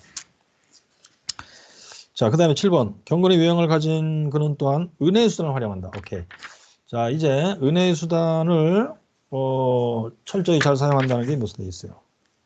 그것도 모든 은혜의 수단을 모든 기회마다 활용함. 완벽하게 이제 묘사돼 있죠. 그래서 1. 하나님의 집을 한결같이 출입함. 이건 뭐 은혜 수단 중에 예배를 드리라. 그 항목이죠. 근데 예배 드리는 모습을 이제 묘사했는데 영국 국교의 모습이 살짝 나오고 그런 가운데도 과거의 웨슬리의 모습이 살짝 나오고 거의 그리스도인에서의 웨슬리 모습이 살짝 나오고 그래요. 보겠어요. 자, 그것도 다음과 같은 사람들처럼 하지 않는다. 지극히 높으신 하느님 앞에 나올 때 금과 값비싼 의복으로 치장하거나 지나치게 꾸민 야한 복장을 하고 와서 영국 국교의 모습. 때와 장소에 어울리지 않는 예절로서 상호간에 인사하고 건방질 정도로 쾌활한 행동거지로서 아예 경건의 능력은 물론 경건의 외양조차도 있는 차기를 거부하는 그런 부류의 사람들. 영국 국교의 모습. 이거는 거의 그리스도인도 아니야. 다르게 행동한다. 우리들 가운데는 이런 비난을 들을 만한 사람들이 정말 없었으면 좋겠다. 하나님의 집에 들어올 때 주변 사람들을 빤히 쳐다보거나 지극히 맥풀리고 무성한 태도로 무관심을 드러내는 모든 외양을 하고 들어와서 때로는 곧 시작할 예배 후에 축복하시도록 하나님께 기도를 드리는 것처럼 보이기도 하지만 이런 사람들은 경외를 느끼는 하는 그런 예배 중에 잠들어 있거나 아니면 잠들게 가장 편안한 자세로 몸을 기대고 있거나 또는 그들은 마치 하나님이 잠들어 계신 것으로 간주하듯이 서로 잡담을 하거나 예배에 완전히 관심 없는 듯이 추위를 틀어보고 있을 뿐이다. 이런 사람들을 가리켜 경건의 외양만이 있을 뿐이라고 하는 것이 아니다. 결코 그런 것이 아니다. 경건의 외양만을 가진 사람들이란 무엇이냐? 웨슬리 자신, 과거에 회심 전에 거의 그리스도인 웨슬리 자신의 모습을 묘사합니다. 이제 경건을 느끼게 하는 그런 예배의 매 순서마다 주의를 기울이며 진지하게 행동하는 그런 무리의 사람들. 성만찬을 받겨요. 자, 은혜 수단 중에 성만찬. 앞으로 나아갈 때는 더욱 특별히 경솔하거나 무성의하게 행동하는 것이 아니라 오히려 반대로 외양을 풍기는 분위기나 몸가짐이나 행동 모두가 오로지 하나님 죄인인 나에게 자비를 베푸소서라고 말하는 그런 사람들이다. 이게 경건의 외양이에요. 이런 사람이 거의 그리스도인이에요.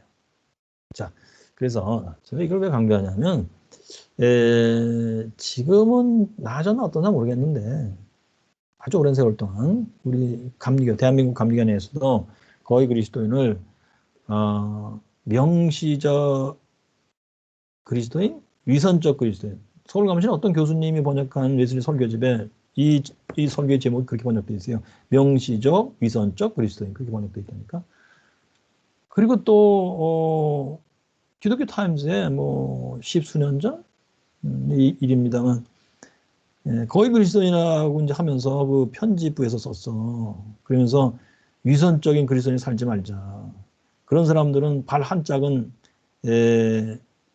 천당에, 발 한 짝은 지옥에 그러고 있는 사람이다. 그렇게 묘사했는데 그게 아니에요.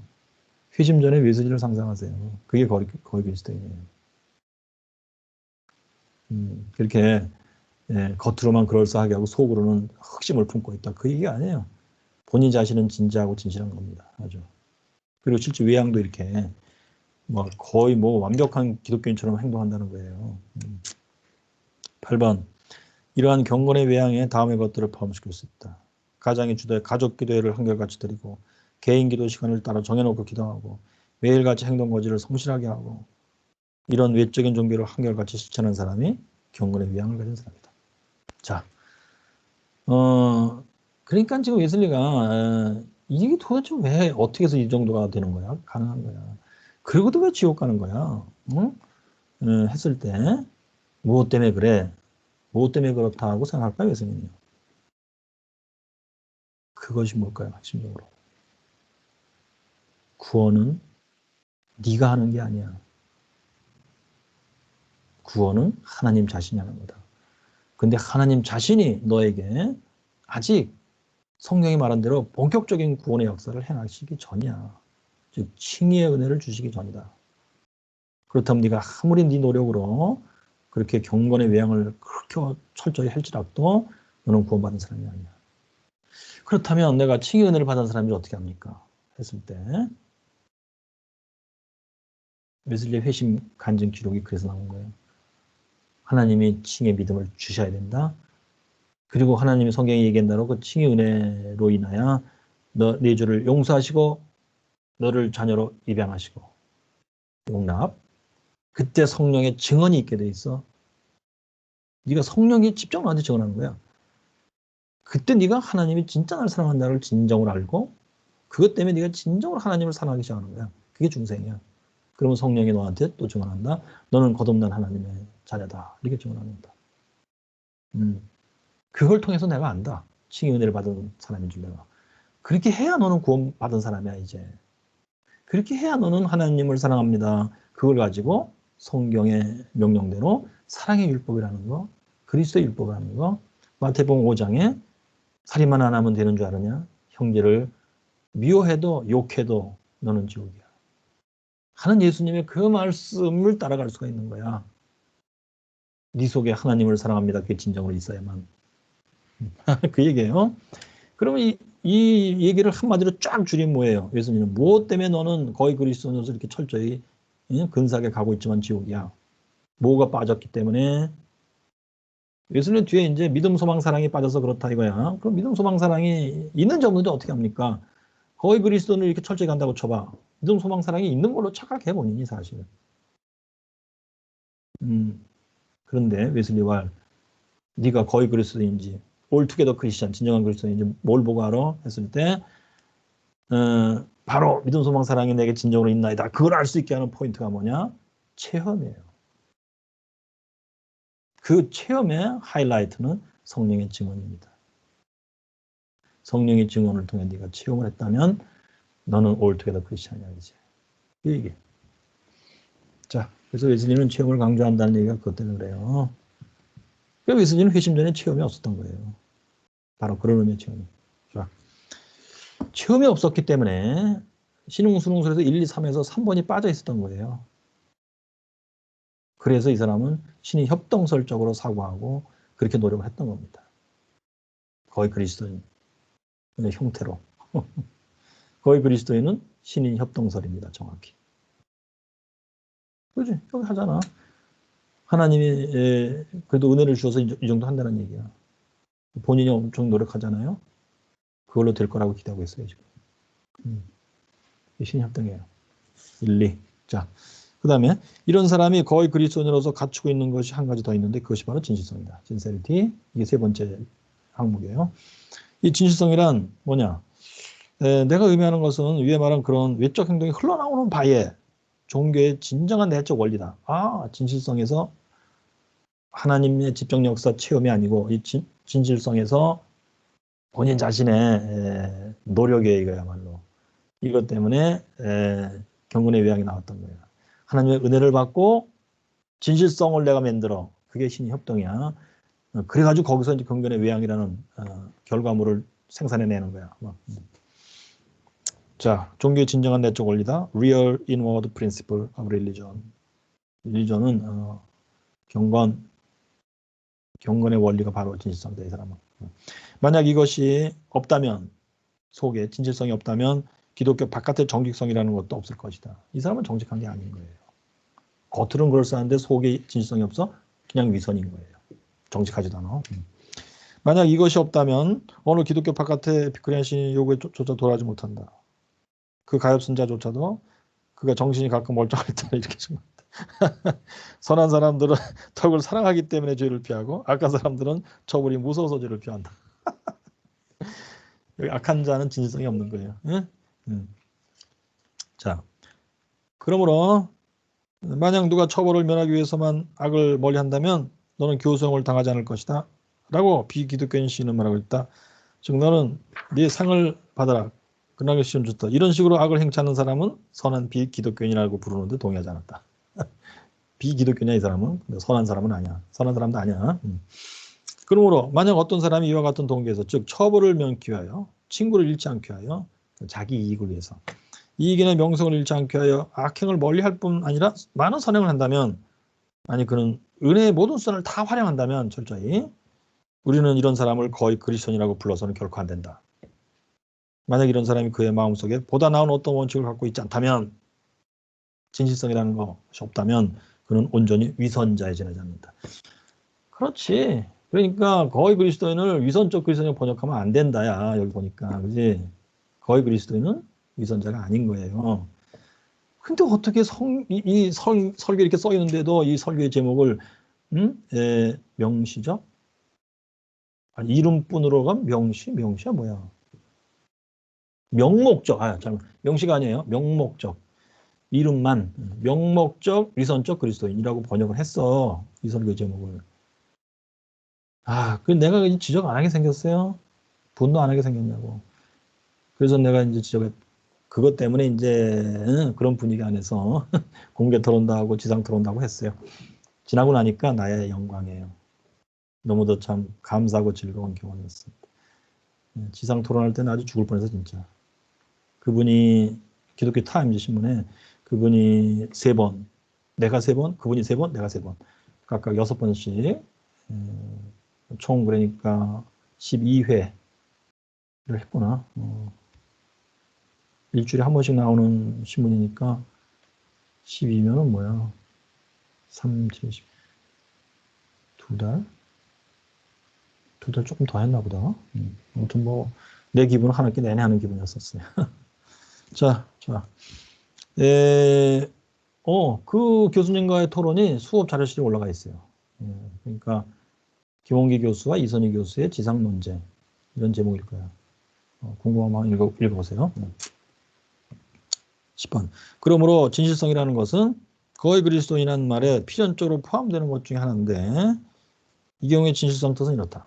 하나님을 섬기고자 하는 진정한 의도, 하나님의 뜻을 행하고자 하는 진정한 소원이에요. 리얼 디자인, 의도, 계획, to serve God. A hearty desire, 진심에서 우러나오는 소망, to do His will, 하나님의 뜻을 행하고자 하는 진심에서 우러나오는 소원이에요. 그러므로 다음과 같은 것이 포함된다. 모든 일에 있어서 그 모든 대화, 행동, 행하는 일에 있어서나 행치 않는 일, 해서는 안 되는 일들을 행치 않는 거야. 일에 있어서나 모두 하나님을 기쁘시게 하고자 하는 진실한 생각이다. 나는 하나님을 기쁘시게 하는 인생을 살겠나이다. 그 생각이야. 그런데도 지옥 간다는 얘기예요. 여기서 칭의은혜로 들어가지 못하는. 왜 그럴까요? 하나님과의 사랑의 소통이 없기 때문에 그래요. 이것은 일종의 짝사랑이에요. 웨슬리식으로 성경을 읽을 때 짝사랑은 아무 소용이 없다니까. 하나님이 나를 사랑한 적 내가 하나님을 사랑합니다. 소통, 이걸 웨슬리는 체험이라고 불렀어요. 체험이 없으면 아무 소용없어. 그 뜻이 그 뜻이에요. 뭐 신비주의처럼 뭐 느낌 이상해, 뭐 어저께 꿈꿨어, 그런 게 아니고 하나님과 나서의 진정한 진짜 리얼에서 사랑의 소통, 그것이 체험이에요. 여기서는 짝사랑이에요. 이건. 자, 이러한 진실한 생각은 만약 그가 거의 그리스도인이라면 그의 생활 전반에 걸쳐 흐르는 거다. 그렇죠. 항시적으로 전체에 있어서. 이것이 그가 선을 행할 때나 악을 피할 때나 하나님의 은혜의 선을 활용할 때나 원동력이 되는 것이 샘물이다. 원칙이다. 자, 그 다음에 그렇다면 이렇게 질문할 거다. 어떤 살아있는 사람이 이 정도에 도달하면서도 그럼에도 불구하고 단지 거의 그리스도인이 지나지 않는다? 이것이 가능한가? 그렇다면 온전한 그리스도인, 크리스찬 altogether 라고 하는 것에는 이것 말고 무엇이 더 포함되어 있다는 얘기냐? 무엇이 더라는 표현에 주의하세요. 무엇이 더 할 때는 almost이기 때문에 뭐 2% 부족, 10% 부족이기 때문에 그걸 더 채우면 된다는 개념이에요. 원래 위선이 아니고 부족하다는 얘기예요. 그렇다면 문제 해결은 그 부족분을 채워야 되겠지. 그 부족분이 아니요 칭의 은혜입니다. 칭의 은혜 때문에 생기는 믿음과 사랑과 소망이 내 속에 있게 되는 거. 그게 있으면 되는 거예요. 근데 그게 빠졌기 때문에 이 사람들은 지옥이야. 네. 자, 나는 대답한다. 첫째로 그 정도까지 이루고도 거의 그리스도인이 지나지 않는다. 얼마든지 가능한 증거. 하나님의 말씀, 성경에도 그렇게 되어 있고 경험적으로 그렇다. 경험적으로는 내가 그 증거다. 예술이 내가 증거다. 그 얘기. 12번 형제들이여 이 사실을 설명하기 위하여 내가 하는 말이 담대하게 들릴 거다. 웨슬리 어쩜 저렇게 용감하게 저렇게 외치지? 그렇게 생각할 거야. 그러니 내가 여러분들을 위하여, 복음을 위하여 내 자신의 과거의 어리석음을 여기서 말하는 것을 용납하라. 그래서 나는 여러분들이 높아지도록 내 자신이 낮아지는 것으로 만족한다. 나의 부끄러운 과거를 얘기한다요. 하나님의 영광을 위해 나는 더욱 수치스럽게 되는 것으로 만족한다. 13. 나는 수년 동안 그 정도에까지 도달했었던 사람이다. 나는. 여러분들이 다 알지 않느냐. 홀리 클럽, 메토디스트. 아유, 쟤네들 진짜 거룩하다. 아유, 눈꼴 사람 못 보겠네. 이렇게까지 했단 얘기예요. 모든 악을 피하기 위해 깨끗한 양심을 갖기 위해 열심을 다했고 시간을 아껴 썼고 모든 사람에게 모든 선을 행했고 모든 기회를 다 활용했다. 모든 공적, 모든 사적 은혜의 수단 한결같이 조심스럽게 활용했고 어느 때나 어느 장소에서나 행동을 한결같이 진실하게 하기 위해 노력하였다. 이건 뭘 묘사한 거죠? 태심전의 웨슬리의 모습. 홀리클럽을 묘사한 겁니다. 홀리클럽 사람들은 어떻게 했어? 이겁니다. 바로. 이게 웨슬리가 말하는 경건의 외양입니다. 회심한 웨슬리가 볼 때 그러면 홀리클럽은 뭐야? 거의 그리스도인이에요. 진정한 의미의 거의 그리스도인. 경건의 외양을 갖고 있던 사람들이에요. 그렇지? 그거 있으려면 앞뒤로 두 개가 있어야 돼. 예? 소위 비기독교 세계일 수 있는 바의 정직성을 갖추고 있어야 돼요. 그리고 진실성을 갖추고 있어야 돼요. 그게 홀리클럽이에요. 그지? 자, 그 다음에 그 밑에 그리고 내가 그 앞에 서 있는 바에 하나님이 나의 증인이시거니와 나는 이것을 진실성으로 해놨다. 진실성은 사람 눈에 보이는 게 아니니까 하나님은 보십니다. 즉 하나님을 섬기고자 하는 진실한 마음, 모든 일을 행함에 있어 하나님의 뜻을 행하고자 하는 간절한 마음, 선한 싸움을 싸우라, 영원한 생명을 붙들라. 사실 나는 영생을 위해서 그랬던 거다. 근데 왜 문제야 이게? 성경대로 안 했기 때문이에요. 성경에 하나님이 말씀하신 대로 안 했기 때문에 그래요. 그러니까 뭐예요? 내 생각대로 한 거죠. 그게 거의 그리스도인의 아주 치명적인 결함입니다. 성경대로 안 했다는 사실. 내 생각대로 내가 좋은 대로 한 거야. 그래서 웨슬리는 그때도 물론 한 책의 사람이길 원했다지. 그죠? 홀리클럽 때도. 근데 문제는 뭐야? 영국 국교회가 가르친 대로 홀리 리빙의 시각으로 성경을 읽었기 때문에 잘못 읽은 거예요. 이것을 고친 것이 바로 베터 베일러의 공헌입니다. 웨슬리야, 너의 철학을 버려라 일단. 그리고 구원은 그런 게 아니야. 이신칭의가 뭔지 아주 핵심적으로 가르쳐줬어요. 네 모습 그대로 생명의 샘으로 나오라. 하나님이 너를 기다리고 계시다. 그 얘기 해준 거예요. 베일러가. 성경에 이렇게 써있다. 그리고 성경에 자, 네가 그런 믿음을 진정으로 받았고 칭의받았다면 네 속에서 느낄 건데 뭐냐? 죄를 지배한다 네가. 그리고 용서받았다고 하는 것에 항시적인 용서를 받았다는 확신에서 오는 항시적인 평화가 있다 네 속에. 그게 성령의 증언을 받은 사람이에요, 소위. 그지? 너는 하나님의 자녀야.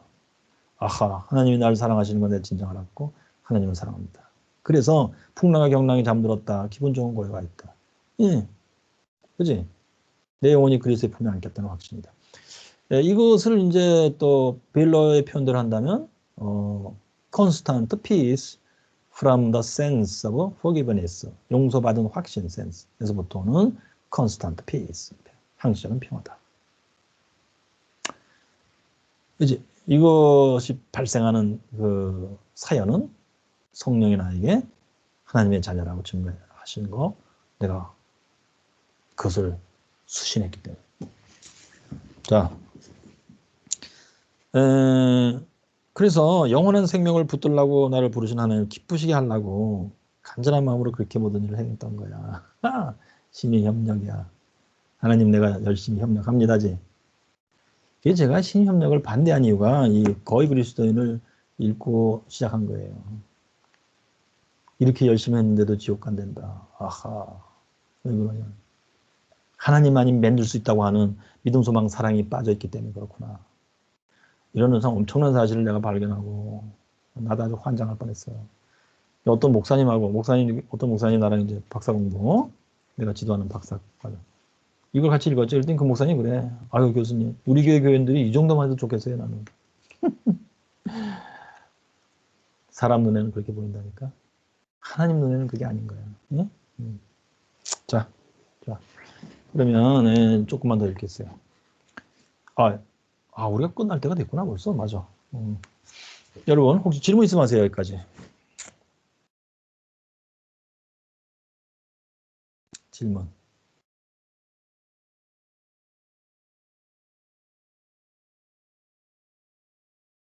없으신 것 같아. 자, 그러면 이제 여러분, 제가 사실 이제 이렇게 설교 강독을 하면서 뭐 시시때때로 강조했던 거지만 웨슬리 설교는 이상하게도 한두 번 읽어서 몰라요.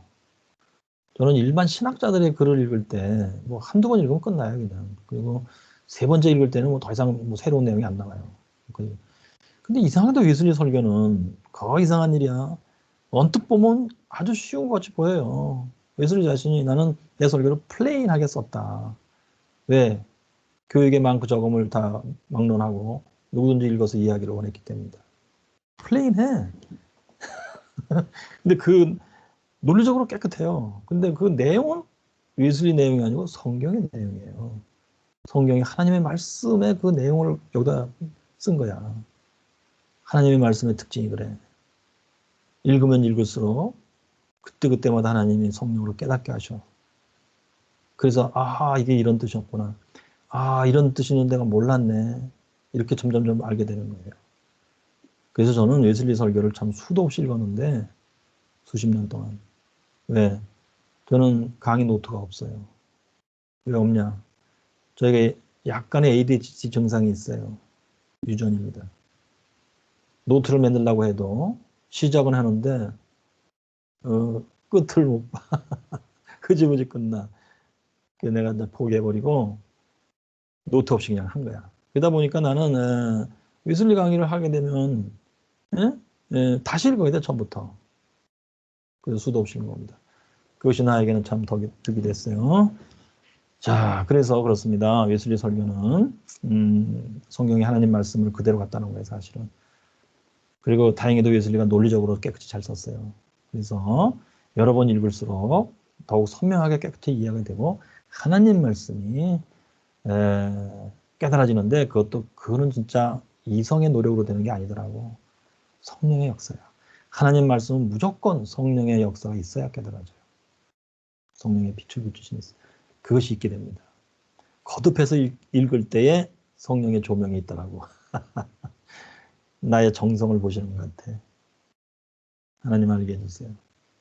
그 마음에 응답하시는 것 같아. 그러므로 여러분도 포기하지 마시고 거듭거듭 읽기 바래요. 리포트 쓰실 때는 뭐 그렇게 못할 거야. 여러분이 평생에 읽으세요. 나한테 박사 공부하는 어떤 여자 목사님이 그러시더라고. 이분이 영성으로 뭐 박사 쓰려고 막 그랬다나 봐. 근데 어떻게 해서 이제 나한테 오게 됐어요. 웨슬리를 쓰겠대. 그래서 웨슬리 설교부터 읽어라. 그랬더니 이분이 막 열심히 읽었나 봐. 가끔씩 나한테. 지난 주일날도 교수님 웨슬리의 설교 믿는 자의 회개 그 설교를 읽고 내가 설교했습니다. 많은 은혜를 받았습니다. 그러더라고. 내가 그랬지.